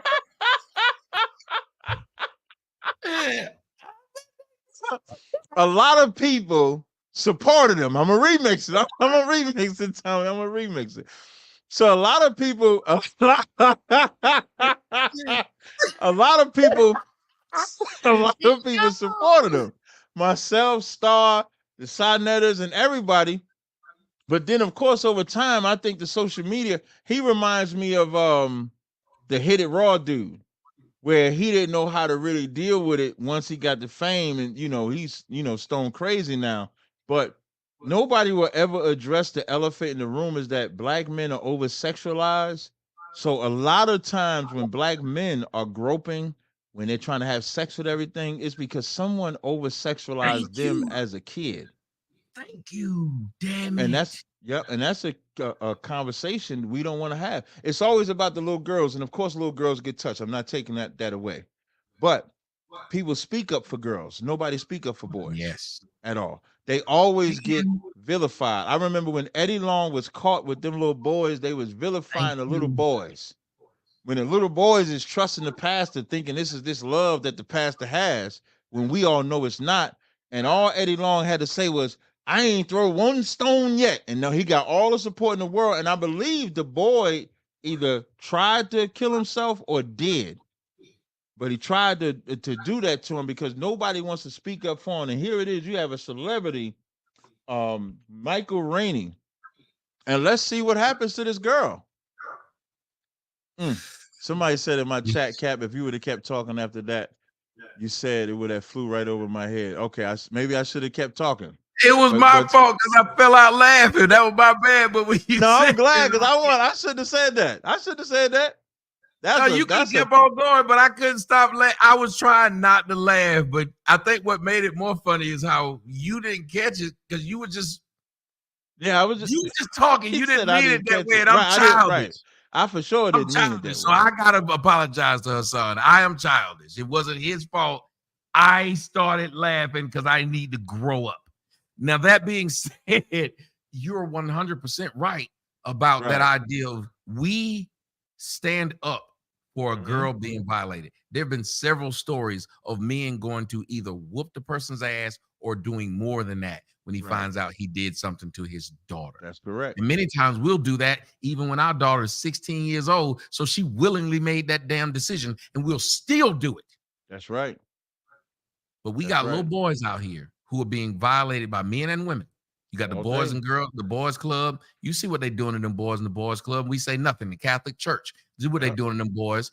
All these places where they doing this. Penn State was doing that to boys. And many of those boys were afraid to say something because one, if you say something, people going to look at you differently. We don't look at the little girl different when she's violated. But when the boy's done it, we say, he must be something about him gay or something. So then he's afraid to say something. And many of these boys, like you said, when women do it to them, they become over-sexualized because you done told this little boy that all he's good for is this thing. You done gave him this feeling, this emotion that he don't even know how to deal with at 10, 11, 12. Right. That's real talk. And then how do you teach that man to be a man after that? If there's no healing, if there's no conversation, how do you teach him that what happened to him was not his fault and he got to grow up thinking that it was his fault? That's why a lot of them be homosexual. That's why a lot of them over sexualize themselves and they become predators themselves. That's why a lot of them, men are violent. And when you touch him, you touch a young man and watch his reaction. And when his reaction is like you fully about to attack him or something like that, that's a man that if you dig into his history, he's been touched too and nobody said nothing. And that's what would have happened to Michael Rainey. If that's not on video, who knows what happens with that? This is don't get back. They get them female teachers. Oh, they getting busy on them boys. I saw the comment. Like that's a true fact. We see that all the time. These female teachers are touching these boys, sexualizing these boys, I saw one thing from Houston. Some old teacher was sending twerk videos. She was at the school. She doing twerk videos on school premises. What type of demon is that on her? Was she doing twerk videos on the premises? The girl that just had here, I'll give you one they don't like. What's that NBA player that just had the baby by that old girl? Drea. Yeah, Drea's another one. And a dude named Jalen Green. She's twice his age. Twice his age. Now flip that. Let that be a 40, 50-something-year-old celebrity with a young Get a tender. 21-year-old pregnant. Yeah, like Marquise Houston. They gave Marquise Houston hell. And he married the bitch at least. Yeah, he married her. Dre is already out there homing. She back to homing already. She done had Like the baby. she back in the street talking about some. She got her baby, her pre-baby body back. Yeah, pre-baby. You know what that means? She looking for the next one. She looking for the next. Ooh. Because remember, she got babies by everybody, don't she? Yeah, she got a few of them. She got a whole. You might call her. She an NBA coach. She's a sports coach right now. But if you sit back and you think about it, just on his face, and I know a lot of people say, well, if she looked good, because if it had been in one of them nice titties, he wouldn't have had a problem. Well, I looked at that picture he showed when he made that statement. He looked like he probably has been violated before at a younger age. Look at how he was dressed. Mm-hmm. And if you notice, a lot of these gay men, when you ask them about their youth, I know they try to claim that they chose to be gay. Right. But why is it damn near all their story is they were violated? Mm-hmm. If it's not, if it's just you were born that way, why does it seem to start with a violation though? Some type of violation, a story or something. I remember that basketball player for the Nets that came out gay, tried to say he was born gay. And the story he gave, I knew I was gay because when I went up to the cabin with my uncle, that's who made him gay. His uncle.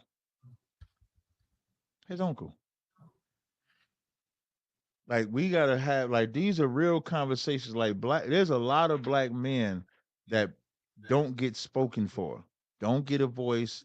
Told you a man, toughen up. Oh, you liked it. Come here, suck on these titties. You know you want to suck on these titties. Like, why do you think why do you think a kid wants to suck on titties? All I want to do is watch Transformers. I had no idea what this woman was doing to me. I had no want. I wasn't thinking of that. And even when I was thinking about having a little girlfriend in school, I was just thinking about holding the bitch hand on the playground. That was your girlfriend. Give it your something like that. Yeah. Yeah, that was it. That's the extent of it. Maybe hunch. I ain't heard that word in a while. In the South, that's what we call they get up. Yeah, I heard it growing up too. You want to hunch? That was it. You tell your friend, that's my girlfriend. You know, we hunched over there. But even like the hunching plays a part in there too a little bit. Like the hunching is like because I don't know like the black. Where we learn it from? That's what I was going to get Many into. Of like us what walked we see. in. I know I did. Many of us walk in on some damn nasty ass adults fucking. Right. And they're not being responsible. That's what I was going to get into, like the over sexualization of us. And that leads to what we like today. When we think about, listen, I was watching, on Instagram, I follow different media platforms like Shade Room and stuff like that. So they've been showing like the Glorilla and what's the other big girl? What's the big girl name? Megan Thee Stallion. So they had some tour. And they showed Ice Spice music. Every last one of them, all they doing is shaking ass. Yep. That's it. They not doing nothing else. There was one, they was showing Megan Thee Stallion perform her song. Nobody know the words to the song. Nobody. Nobody's quoting the song. At least Nicki Minaj, they know the words. Megan Thee Stallion, they don't know the words. They not singing the song. So what does she have to do every now and again? Bend her ass over. And then they get mad when she gets mad when people just want her for sex, when they don't want to have a relationship, when that's what you're presenting. Like black people are just all we are right now from a social media perspective. All we are is about sex. That's all it's about. And that's the biggest problem because then you push it on the children because we don't hide this shit from kids. Like we don't shield kids from seeing this. I saw this. She didn't think that these kids needed to not see it. She was right in front of 3 kids in front of her. Mm-hmm. And she did not even consider the kids. I'm telling you, I'll tell you a story. It's a quick one. I used to date this girl. Everybody know the girl was a bodybuilder. I liked she was a little short, not kind of gymnastics. So she's short, looked like Simone Biles. She was shaped like that. Right. So anyway, she had a little son. He was like 4 years old, 4 or 5. She invited me over her house late night one night, and I came in. You know, it was one of them things. I came in and hit it. We in the living room, and I was like, everything be all right. No. He's sleep. He knocked out. He in his room. We'll hear him even if he come out. So I'm behind. I'm just doing what I do. And I heard, "Mommy." I looked up.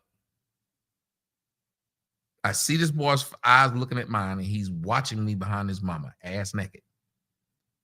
Let me give you what her words was. "Kyrie, go in the room." He's crying. She tells him to go in the room and then tells me to keep going as he's in there crying. I said, "Go check on that boy." She told you to keep She told me going. to keep going. She yelled at him and told him to go in the room. She told you to keep going.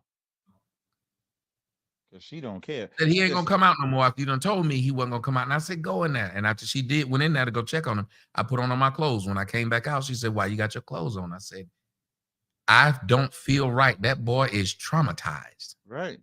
I gotta go." I didn't want the little boy even looking at me no more. Yeah. You imagine now when you go finish the job, every time you look up, all you see is a little boy because he was looking at you. Yes. That's all you're gonna see. That is insane. And that's what I'm mean. Like all we know is sex. There was this female rapper, Sukiyana. I can't stand her, but she made an excellent point. She said, she made a point to say that I don't make my music for children or teenagers. I make my music for adults. So at some point, adults are gonna have to take the responsibility for what they're letting their kids hear. I'm surmising it. And she's not wrong. Like, I don't agree with none of her music, but we are supposed to control what our children are listening to and are exposed to. And that that's why they example, take it out of our hands. That's why I didn't like that teacher, the male teacher who trying to be too cool. Because what they even how he said, yeah, that's what he'll sit up there and let them listen to it. That's why he said, "Oh, I let them, use their phones when they do things like this. I let them have access." You might tell them no, but they'll go around other kids. If you could put them in a bottle, if you could put them in a bubble, then it would work. But because they interact with other kids and other parents, you can do your best. That's what scared me about raising my daughter. She knew shit that I knew she shouldn't have known, but I knew where she got it from. She go to school. Your parent don't give a shit. Now my kid feels this pressure of, why don't you know the new Nicki Minaj song? Here you go. Right. And that's the shit that we don't have community anymore, because community used to work. Because even Sukihana has a video where she was twerking on a 10-year-old. You said on a 10-year-old. Yeah, there's another video about some 10-year-old rapper. I don't know if I have it, but there was a 10-year-old rapper. Remember that you remember that shit when some little famous kid had graduated or something, or they was at some type of party, and he run up on his mama because his mama twerking on some guy at the party. Remember that? He had to fight his mama to stop, and she pushed him off, and she pushed him off so she can keep doing it. Tell you here.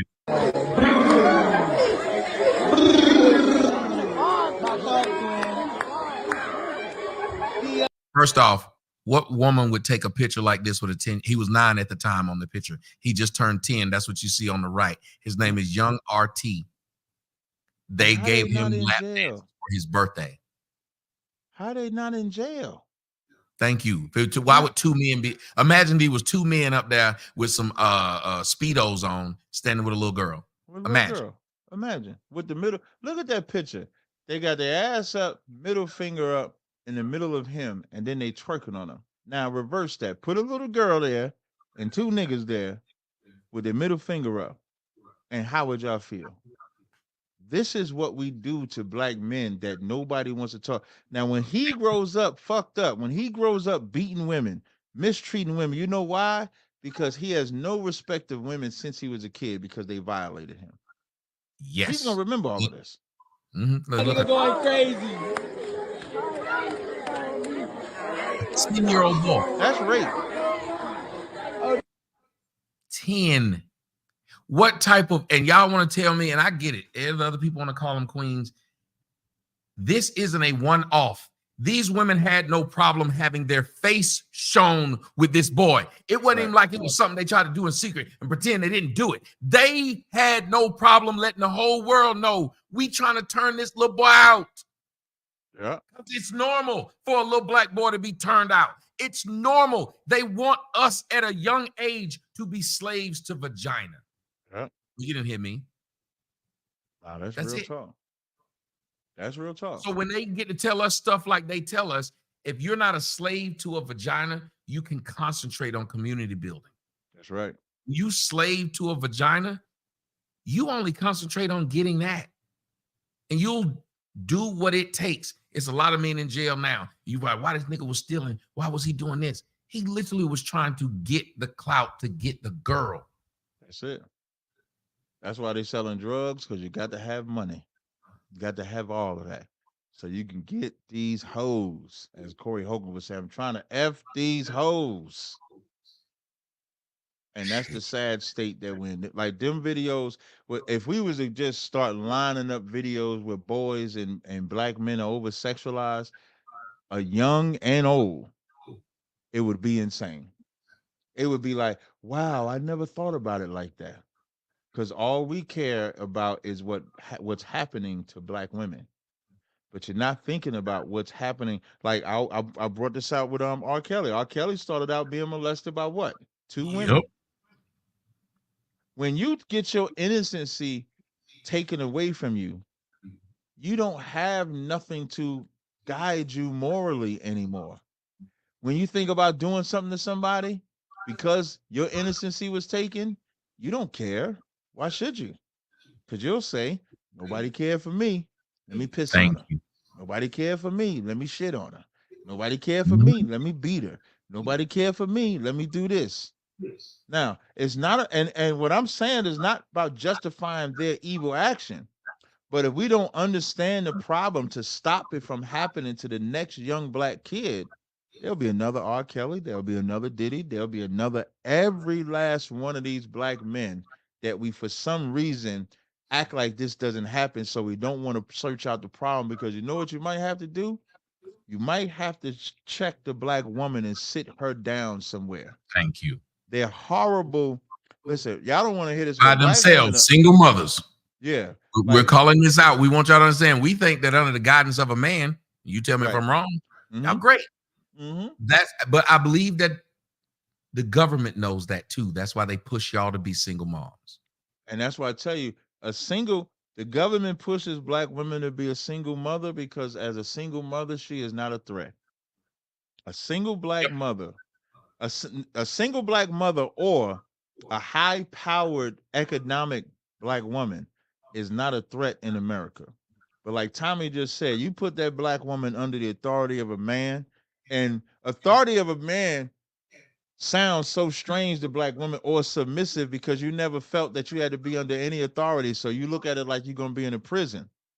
But if you take any woman that's under the authority of a man, guy, and an instructor, she'll tell you she's never been more free.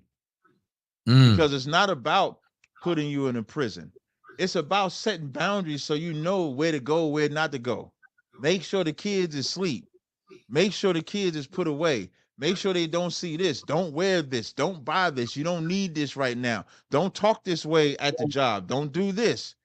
Like, one of my ribs works in corporate America, man. I talk to her all the time, and she'll say, okay, well, they talking about this position for this, because she works in real estate. So they talk about this position in this real estate property. How do you think I should deal with it?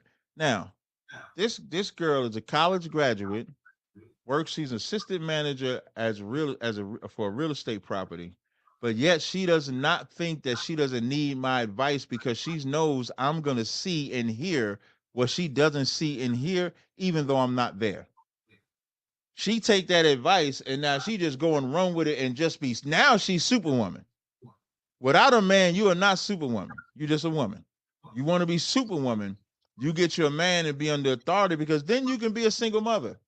And a single mother is going to let herself get hit from the back while the kid comes and make it like it's the kid's fault. Any real mother in that scenario would say, hey, we can't do this no more because my son just saw it. And we'll go in the room and console the son. and say, son, I'm sorry. I should have had the door locked. I apologize. I mean, it's a rough conversation either way, but you got to have some type of conversation. You can't just brush them off so you can go get your nut off. Your nut is, so even the nut is more important than the child. Like, how selfish do we be to black children? And how insensitive do we be to black men where that brother Michael Rainey can get molested on stage? That's molestation. He got molested, assaulted. They call it essayed, was sexually assaulted live on the internet. Live on the internet. And nobody did nothing. No. I want to look up, did the girl get arrested? I hope had it been a male, he'd be arrested. They would be saying we have it right here on tape, and it would at least be an investigation. Mm-hmm. There's nothing here because it's a man. The world doesn't care about men, and none of y'all care about black men. I'm sick and tired of people sitting around talking about the black woman is the most violated. No, the black child is. No one gives a shit about black children. The only time that they get a voice is when they get grown. That's why most kids can't wait to get grown so they can have a fucking voice, because they know as their children, no one's there to protect them. There's no one standing up for black children. Whenever you hear a black woman say we're the most unprotected, that lets you know this bitch don't care about her kids. Who says this? Your child is the most unprotected. Don't give a damn about what you say you're going through. What about what you're putting your kids through? Like what I had to tell Miss got a OnlyFans with 10 kids. What is his name? FBG Duck Mama. Okay. What the hell? She got an OnlyFans. 10 children, 5 of them died, and 4 of them died horribly. And you still out here trying to live your best life at 50-something. She got an OnlyFans. That's crazy. Yes, you ain't trying to start nothing to stop violence. How is there not an FBG Duck Stop the Violence foundation? Right. Real talk. Shit. And that's what I'm saying. White people, white women, they damn son or daughter die in a violent way. They got a new damn law about it. They got a new damn thing out there where they're going talking to kids. These black chicks just be dying all over the place. And what do? Nothing. They living their best life. Mm-hmm. I got a problem with that. And I know y'all might not like the way I talk. I'm a sellout and a coon, but I had somebody tell it better than I do. They said, even if you don't like everything that Tommy says, if you listen to what he's saying, it sounds like he wants blacks to do better, because he surely isn't asking you to do worse. Right. And when I thought about it, I said, damn, he said, I've never condoned you doing bad shit. If I really wanted to see bad shit happen to you, why wouldn't I condone bad shit? I condone you wearing your natural hair, not looking like somebody else. Yet you look at me as a sellout. I condone you not walking around and showing your ass on every picture and being sexualized. You look at me and say, that makes me a sellout. I condone you not twerking every damn place you go. I condone you not fighting. I condone all these things. Mm-hmm. You can't say Tommy is out here saying do bad shit. So what is your issue with me? What is your issue with me other than I'm a man and I'm strong enough to stand up and say what your daddy wasn't there to say, right, what your uncle didn't say, what the nigga you got kids with won't say. There was a brother in the chat that said they gonna think y'all. Let me read it. And he's a friend to the show. He said they gonna say y'all hate women for this, and he's not wrong when he makes that statement, and I know why he says it, because for since we've been in America, the black woman. I remember there's this black woman named Shahrazad Ali, and she said one time that the black woman has never been under the command of the black man to even want to be liberated from. When has he ever been allowed to rule over his woman? And that's true. Because as we was going through the precipice of being in charge and marrying and doing all that stuff, that feminist movement came, and y'all chose the government, the white woman, and the feminist movement instead of your man.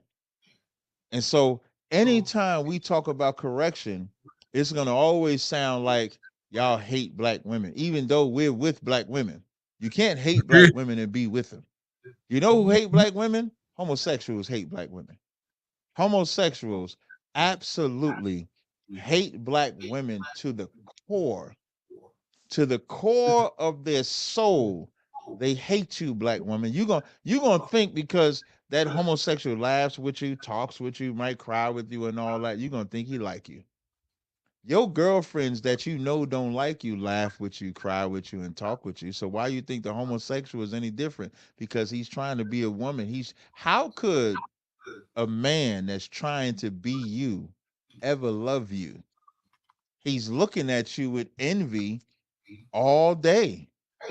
Like, which leads into the Saucy story. Like, you told me Saucy got a BBL. You know why Saucy got a BBL? Because he hates black women for having a natural one. Because a black woman has an ass, he gets the BBL because that's his direct competition. And he gets to be able to get a BBL because so many black women have one. So, and again, when you over sexualize men and tell them getting ass is the most important thing, any ass will do. Think about it. If you walk around and you only show your ass, your face doesn't matter at all. Black women have made gay men and trans men, whatever you want to call them, feel very safe and secure around them. Because as I showed you that WNBA girl, so you're going to have man tats and talk like a man, but have a long weave. You talk about confusing the penis. So then you got this man who's a real man. And all he got to do is throw on the same lace front that you have on. Because he now has the same tattoos as you got. You got the BBL, he gets the BBL. If everything on you is fake, he looks fake. If you got on 99-inch fake nails, he does the same thing. He can, if you got on matted on makeup, black women have taken so much from gay men that gay men now look like them. Yeah. They created that. When you go on Instagram, what's the first picture? They don't even put their face. They put their face. Listen, they put their body where their ass is facing the camera, and their head is up like this. Yep. They might turn their head like this, but either way, the ass is the focal point. And then they get BBL. So you know what the gay man said, because he's more strategic than the black woman could ever be. The gay man said, "Okay, ass is the way. I'm gonna get a BBL. I'm gonna get eyelashes. I'm gonna get a weave. I'm gonna do all these things so that and I'm gonna be sassy like her, and then get cool with her, and then that's how I'm gonna infiltrate." If black women didn't support gays, it wouldn't even be no gays. No, it wouldn't be no that. You can't. All these women in Atlanta talking about. So you got to worry about these men in Atlanta. They be on the down low.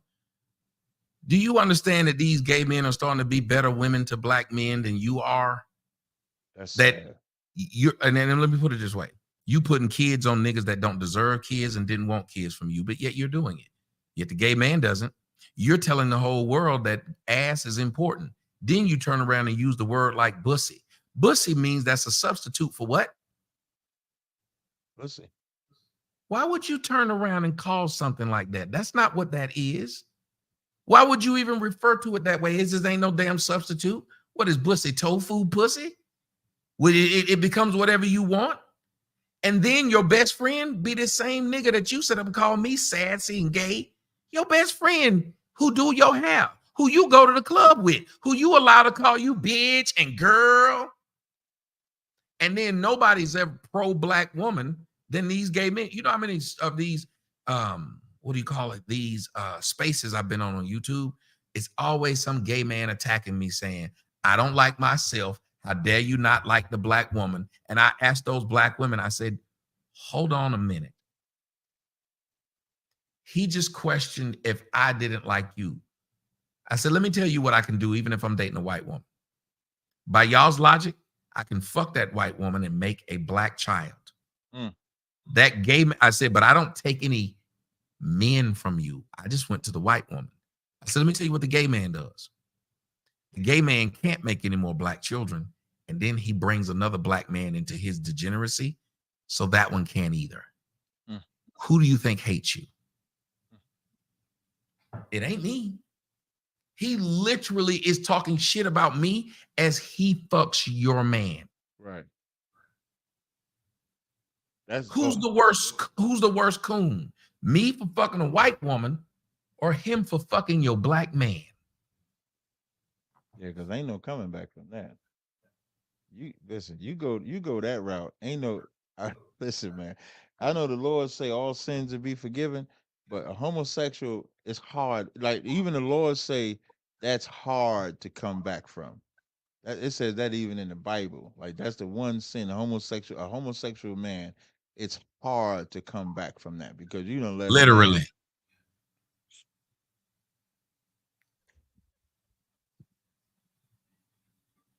Yeah, literally, like good Literally. Lord, like and like women. I mean, I just never. Every woman I know that is okay. Well, I don't know a lot of them no more because I kind of separate myself from it. But every woman that I used to know or in past that are cool with being around a homosexual man, I look at them weird. That's a weird. Like they scare me because I wonder how much over sexualization they've been through where they're comfortable with this man that you know is mentally retarded, excuse me, mentally challenged one, and is trying to do like what you said, have sex with her man. And then when he has sex with your man, and that's the other thing for you brothers that will let that not only let your girlfriend or woman or wife, whatever you call her, have homosexual friends, but then you hang around the homosexual friend too. I think you want him. You definitely want him. Yep. They ain't no such thing as listen, I'm comfortable as hell in my own skin. And I'm comfortable enough to know that this homosexual does not need to be around me. That's how comfortable I am in my Comfortable enough skin. to know you can't come to my. Yeah, you can't come to my house. Ain't no homosexual. Everybody know. Ain't I'm that comfortable. That's how comfortable I am. Ain't no homosexual coming into my house ever. Ain't no woman of mine having being friends with a homosexual in my life ever. It's and it's no different than if it's a drug dealer. I don't want my girlfriend or I'm not hanging with drug. I'm not hanging with a thief. I ain't hanging with this murderer. I ain't hanging with anything counterproductive. And there ain't nothing more counterproductive than a homosexual. You can't even be pro-black. And then the thing about homosexuals, they don't want other homosexuals. You know what they want, right? Whoa. This go right back to what we talked about earlier. Homosexuals don't want homosexuals. Homosexuals want a straight man to turn them homosexual. Homosexuals are predators. Homosexuals are straight up and down predators. They go into the club to get the straight man to point this one out to see if he looks sweet enough or he might bend over enough or if this BBL might look good enough. I remember you got transgenders that will say they don't tell the straight man that they're transgender until they get them to fall in love with him or like him or something like that. Then they tell Yep. him. And then they do the same thing that those people who are predators over children. What happens is he got you in the house. Mm-hmm. He take his pants off. He got a penis. Well, if you don't go through it and say, fuck that, I'm out. You know what he then does? Goes to social media and tell everybody on social media, you did it anyway. Because they already saw you with him. And now and then they wonder why some of these brothers just go buck wild and delete them. Yeah. Because you done played with that man like Real that. talk. And it should be called, and I'm gonna throw this out there, it should be called a sexual assault. If a That's exactly what it is. transgender does not tell because there's been plenty of them that have done it to these dudes where I think I did one story about one of them where the girl, the man used to get a dude head all the time. Mm-hmm.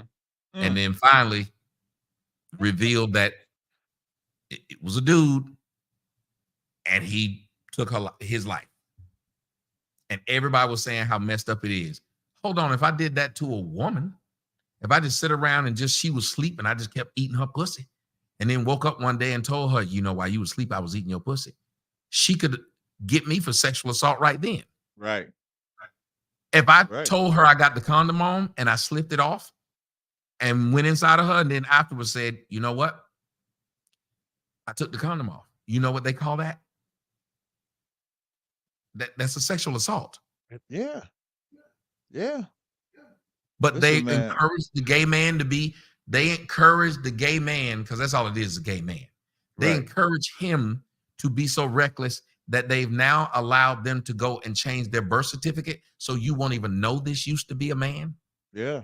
That's why you damn near gonna be looking for single mothers only. You're gonna be wanting a woman with kids because that's the only way you're gonna know. You're gonna feel comfortable now. Hey, you got kids? You ain't got no kids. I'm gonna need to see the stretch marks. I'm Yeah, gonna need yeah. to Word see is bond. Let me see them stretch marks. We're gonna need some type of research to know, and that's sad. And again, like you black women don't want to accept that y'all are the greatest proponents for gay people. So much so, you're the woman that they emulate.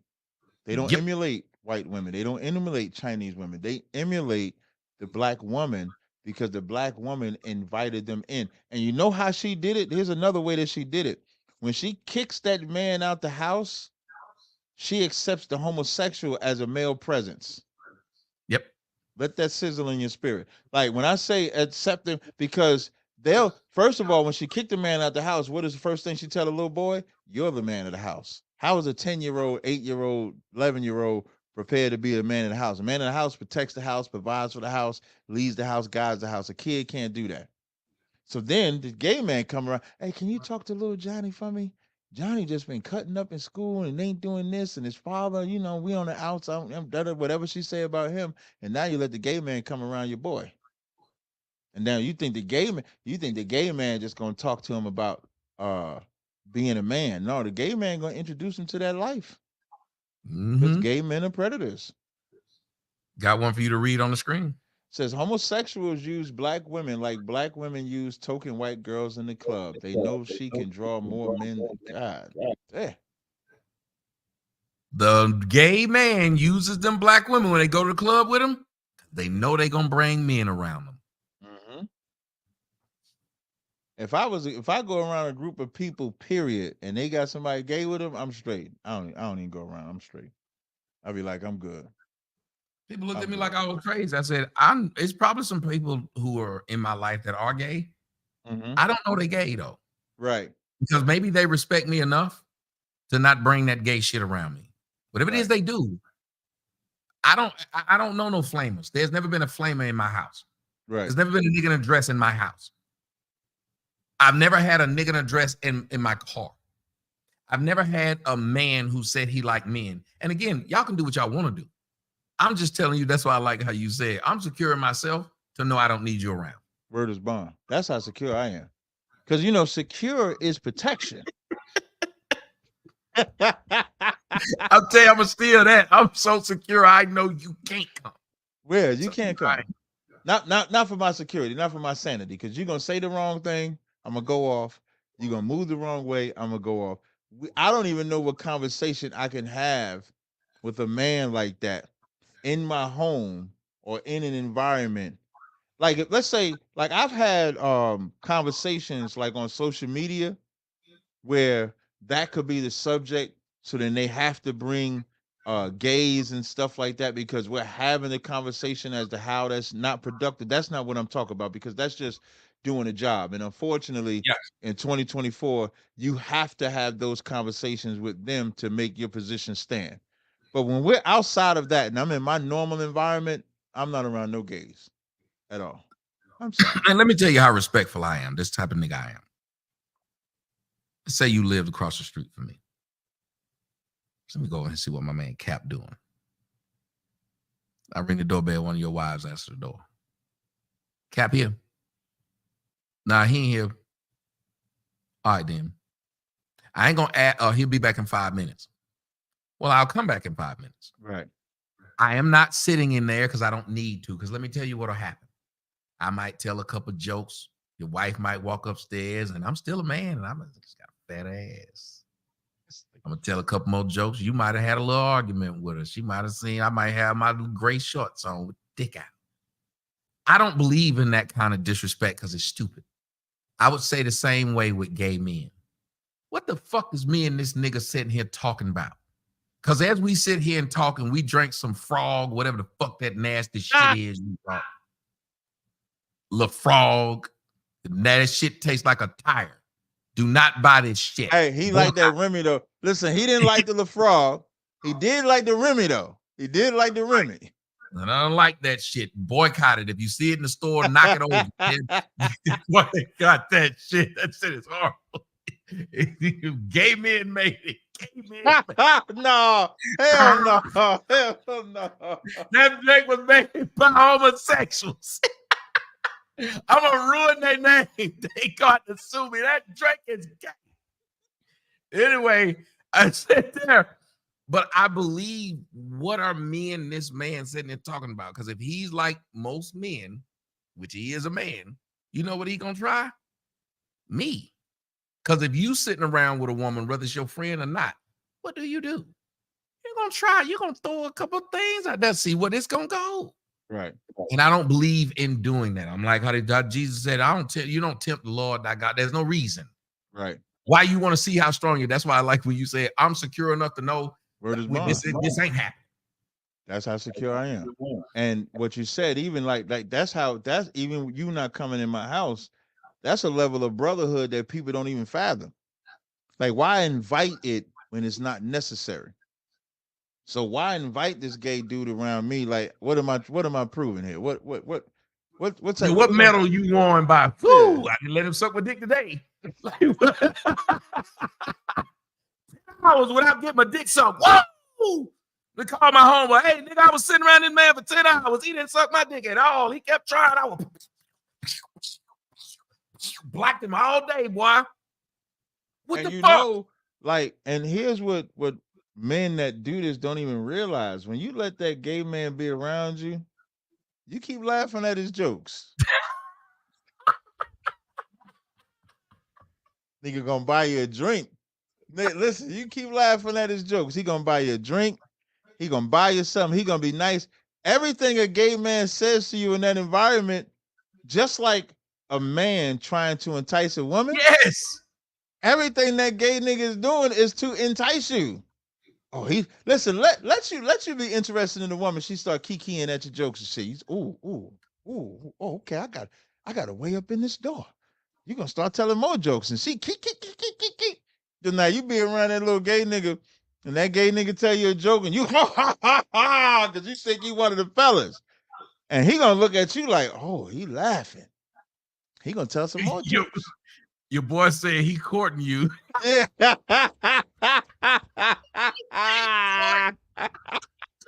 nigga been back to the 1800s. That's what he doing. He courting. That's all courtship. Like, remember in life, he said they ain't gonna get you tonight. They take the fun out the courtship. That's what he doing. That's what he said. Remember in life when he said, don't worry, ain't nobody gonna bother y'all tonight. They're gonna take care of the courtship. That's what they doing. So like he over there pitching woo. He pitching woo. Right, pitching woo. Pitching woo on the job. Well, I tell you about pitching that woo. I ain't doing that. Yeah, he said, so you ain't got no problem adjusting. That all of that. He engaging in that conversation. No, I ain't gonna have that. I ain't gonna have no problem. He like, your hands nice and supple. Like a lady. Irvin said he's slow roasting your ass. That's what he doing. He making short ribs. He gonna make it nice and tender. Real talk. That's exactly what's happening when you allow that. Like, man, there's no point to a gay man in any community. I'm sorry. And for you gay men, that don't mean you gotta have sex with a woman. If you're not attracted to a woman, then fine. But gay, you shouldn't live that lifestyle. You should fight. Become a eunuch or something. Like, cut your rod off. Don't even use it. Become a eunuch. And I'm gonna end my part on that with this. Somebody in your comment section pointed out how I say this. I compare them to vampires. You notice vampires can't have their own children. They can't fuck another vampire and have children. Right. How do vampires make more of them? They have to bite one and infect someone to get them to be one.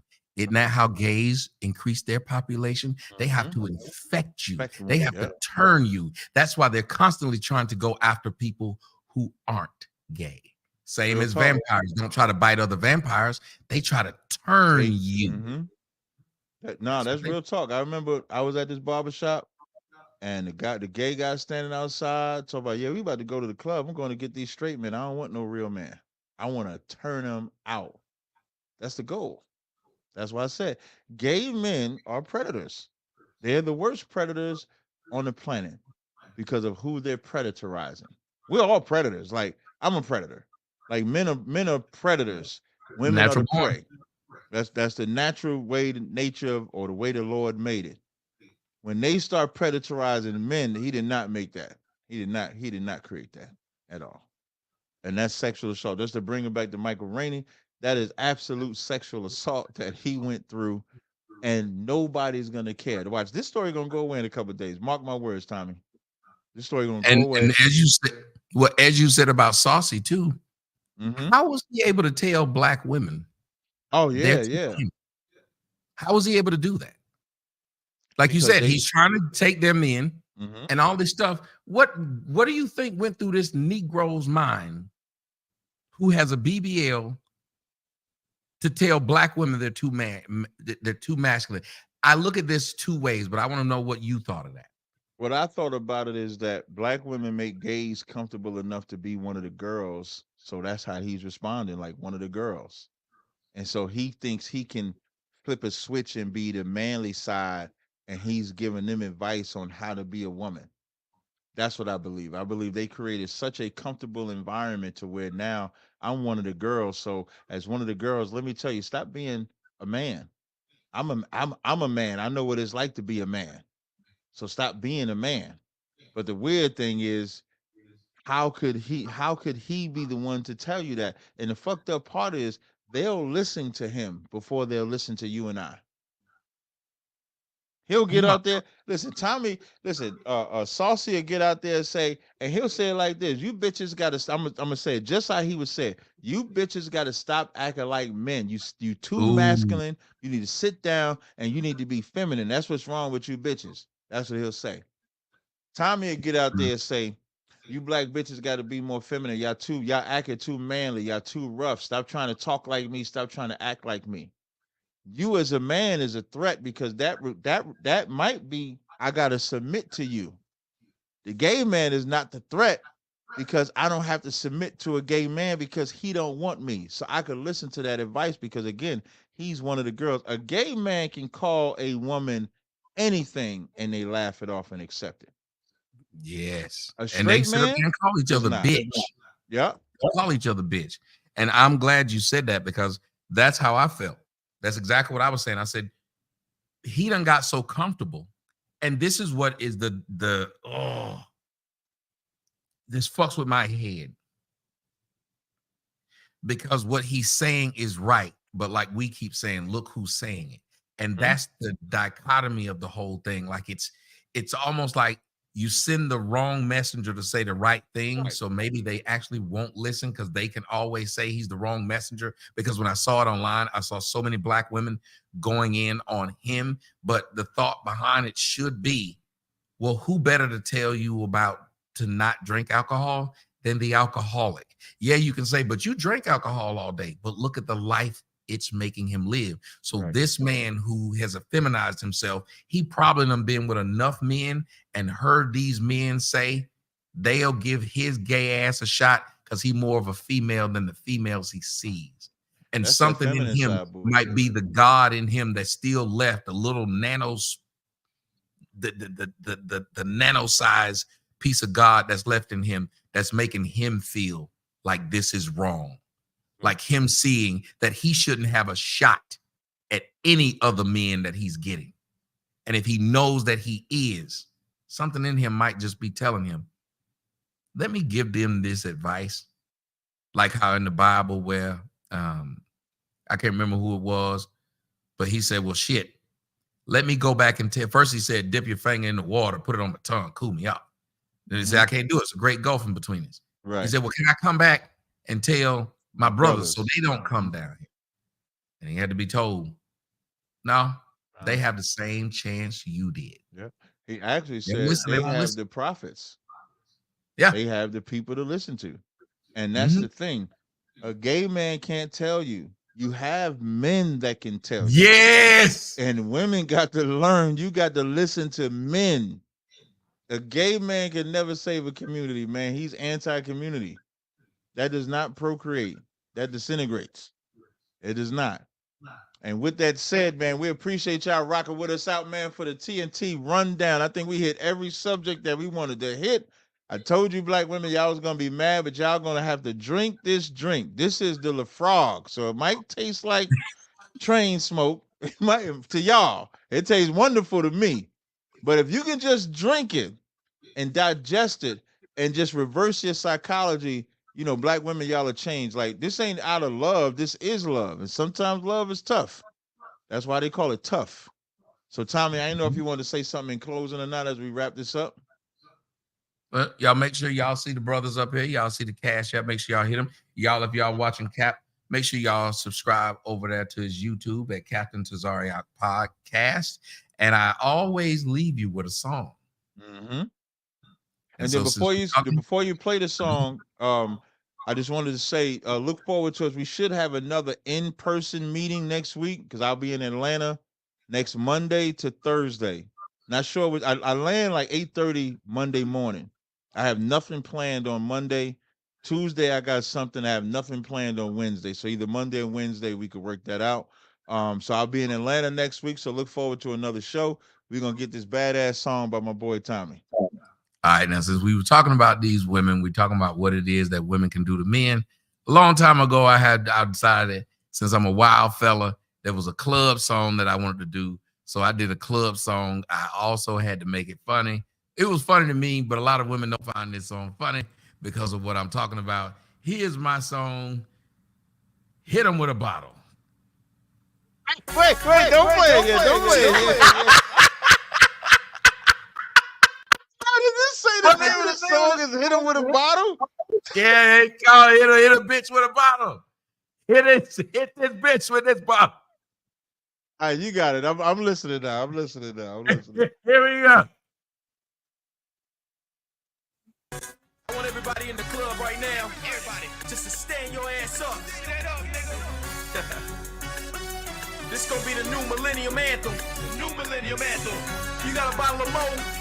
You got a bottle of Chris? Come on, hit a nigga with that shit. Yeah. And she off in the club and she acting like a model. What the fuck you gon' do? Hit that bitch with a bottle. If a nigga flexing hard in the club showing dollars, what the fuck you gon' do? Hit that bitch with a bottle. If you steady spitting game and she don't wanna holler, what the fuck you gon' do? Hit that bitch with a bottle. If she down on her knees acting like she don't swallow, what the fuck you gon' do? Hit that fucking bitch with a bottle.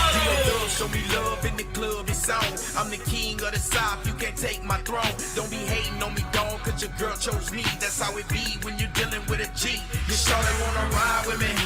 We can get low in the front of the photo, straight blowing drove with that brother from the VI. Double L, don't get mad if you find your mom up at my hotel, straight bouncing and shaking me hollering. Shout to shake some. Got me acting like Kobe Bryant, I'm trying to take some. Straight bumping the bedpost, I call her my head coach. But if a son approach, he gon' straight get his head rolled. Don't you try to get up in it, cause dog, it's all good. Don't you run up on my niggas, cause dog, we all hood. In my ride, all wood, while I'm hitting the throttle. If niggas hating on me, I'm gon' hit their ass with a bottle. And she off in the club, and she acting like a model. What the fuck you gon' do? Hit that bitch with a bottle. If a nigga flexing hard in the club, showing dollars, what the fuck you gon' do? Hit that bitch with a bottle. If you steady spitting game and she don't wanna holler, what the fuck you gon' do? Hit that bitch with a bottle. If she down on her knees acting like she don't swallow, what the fuck you gon' do? Hit that fucking bitch with a bottle. Hit her ass with a bottle of Cavassier. And if a man trip, hit him with that E and J. And when his boys come, hit him with that Alizé. Just like they did Mo, hit their ass dead in the face. And when security come, dog, just grab some crystal. Watch your niggas get hauled off into a big pile. On the stage, get thrown off into a big crowd. Bitches taking their clothes off and niggas get loud. Pulling trucks like I'm Jackie Chan, with 3 or 4 bottles in my hand. Boy, don't you worry about a thing, man, cause I'ma clear this fucking dance floor as fast as I can. So ain't no sense in trying to restore order, cause I got a bottle of that Dawn P and AB on water. Nigga, please, you can't stop me from bringing the ruckus, cause if you try, you gon' just be the next motherfucker. Hit with a bottle in the club and she acting like a model, what the fuck you gon' do? Hit that bitch with a bottle. If a nigga flexing hard in the club, showing dollars, what the fuck you gon' do? Hit that bitch with a bottle. If you steady spitting game and she don't wanna holler, what the fuck you gon' do? Hit that bitch with a bottle. If she down on her knees acting like she don't swallow, what the fuck you gon' do? We gon' hit that fucking bitch with a bottle. Now this the new definition pushing the niggas that pop bottles in the club, causing ruckus and spending my top dollar. Call me Pied Piper cause I lead niggas into a ride. Can't get no more shows, so my manager's fired. But fuck it, dog, I'ma crash parties and tour dates. Get up on the stage telling niggas, look you away. If you don't, then your white tee gon' turn red. I'ma take this bottle of more and bust it over your head. When I'm slurring and stumbling, boy, you know that I've been drinking. When I walk in the club, I know exactly what you think. He a little scrappy, but you don't want no problems. Don't make me hit your ass with this bottle. Watch it fly like a glass self bomb, a nigga. Don't you ever say that I ain't never warned you, nigga. ATL on the way to California, nigga. You won't need a medic, you gon' need a coroner, nigga. I'm head off in the club and she acting like a model. What the fuck you gon' do? Hit that bitch with a bottle. If a nigga flexing hard in the club showing dollars, what the fuck you gon' do? Hit that bitch with a bottle. Instead of spitting game and she don't wanna holler, what the fuck you gon' do? Hit that bitch with a bottle. And she down on her knees acting like she don't swallow, what the fuck you gon' do? We gon' hit that fucking bitch with a bottle. And she off in the club and she acting like a model, what the fuck you gon' do? Hit that bitch with a bottle. If a nigga flexing hard in the club showing dollars, what the fuck you gon' do? Hit that bitch with a bottle. If instead of spitting game and she don't wanna holler, what the fuck you gon' do? Hit that bitch with a bottle. And she down on her knees acting like she don't swallow, what the fuck you gon' do? We gon' hit that fucking bitch with a bottle. Yeah. So now you know. All my niggas in the club, put your bottles up right now. Wave them motherfuckers in the air. Put them up, nigga. Chill. If it's a nigga in your vicinity, even if that motherfucker's a kin to me, hit his ass with a bottle. Hit him, dog. Come on, check it. Hit a nigga with a bottle of that Chris. Hit a nigga with a bottle of that Mo. Hit a nigga with some gin or a bottle of that hen till his ass lay flat on the floor. Hit his girl with a bottle of rosé. Hit her ass with a bottle of Alizé. If she got something to say and she bringing it my way, nigga, I won't hesitate to hit a bitch in the face like.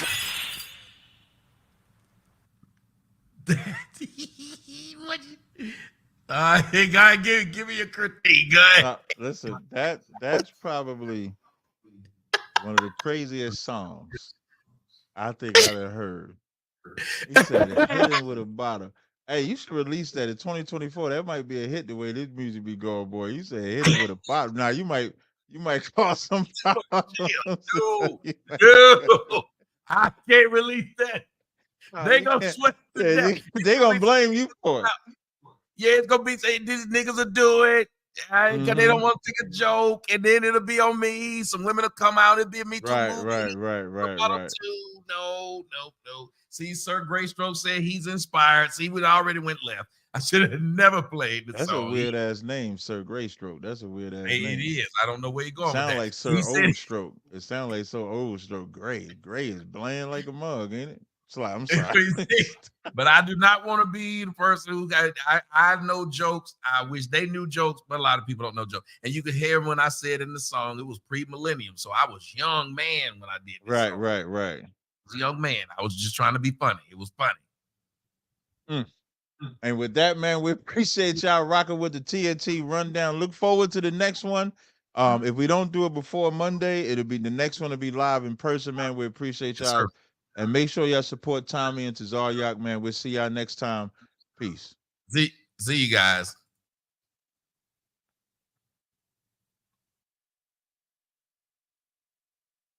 All right, let me come over here to my screen. Let me stop screen. Boy, that's a good ass camera. Look at them cheeks. Look at them cheeks. Got some good skin. Hey, y'all see my hair growing out, right?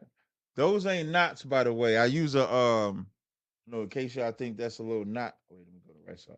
In case y'all think that's not a knot.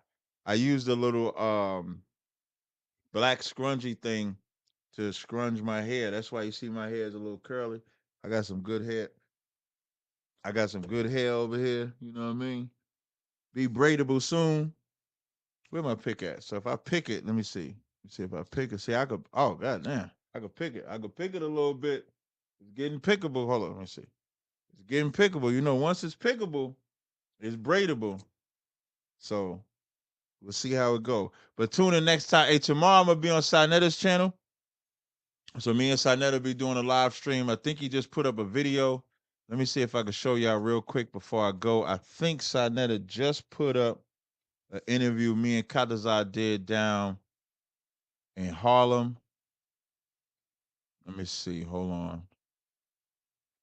Let me see if I can find it. Bear with me. I think he might be playing it now. Yeah, I think they're playing it now.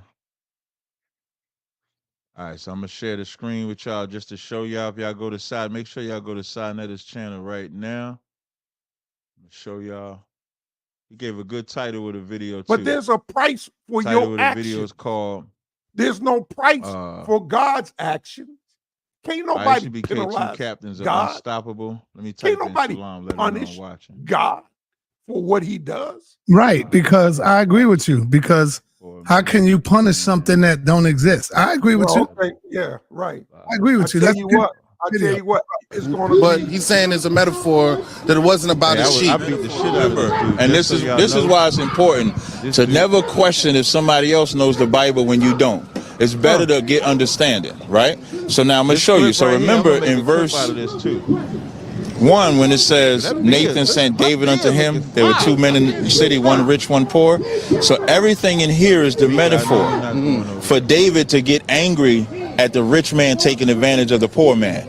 Then once he got him angry about and understanding that this rich man took advantage of the poor, now when Nathan say you the rich man, he can understand he took advantage of the poor. Because David was rich, Uriah was poor. The sheep metaphorically was Bathsheba that David took. Tuesday You understand? morning. That's now you get it. So it's not a literal sheep. So questions. find out How do you why know? I'm in Atlanta?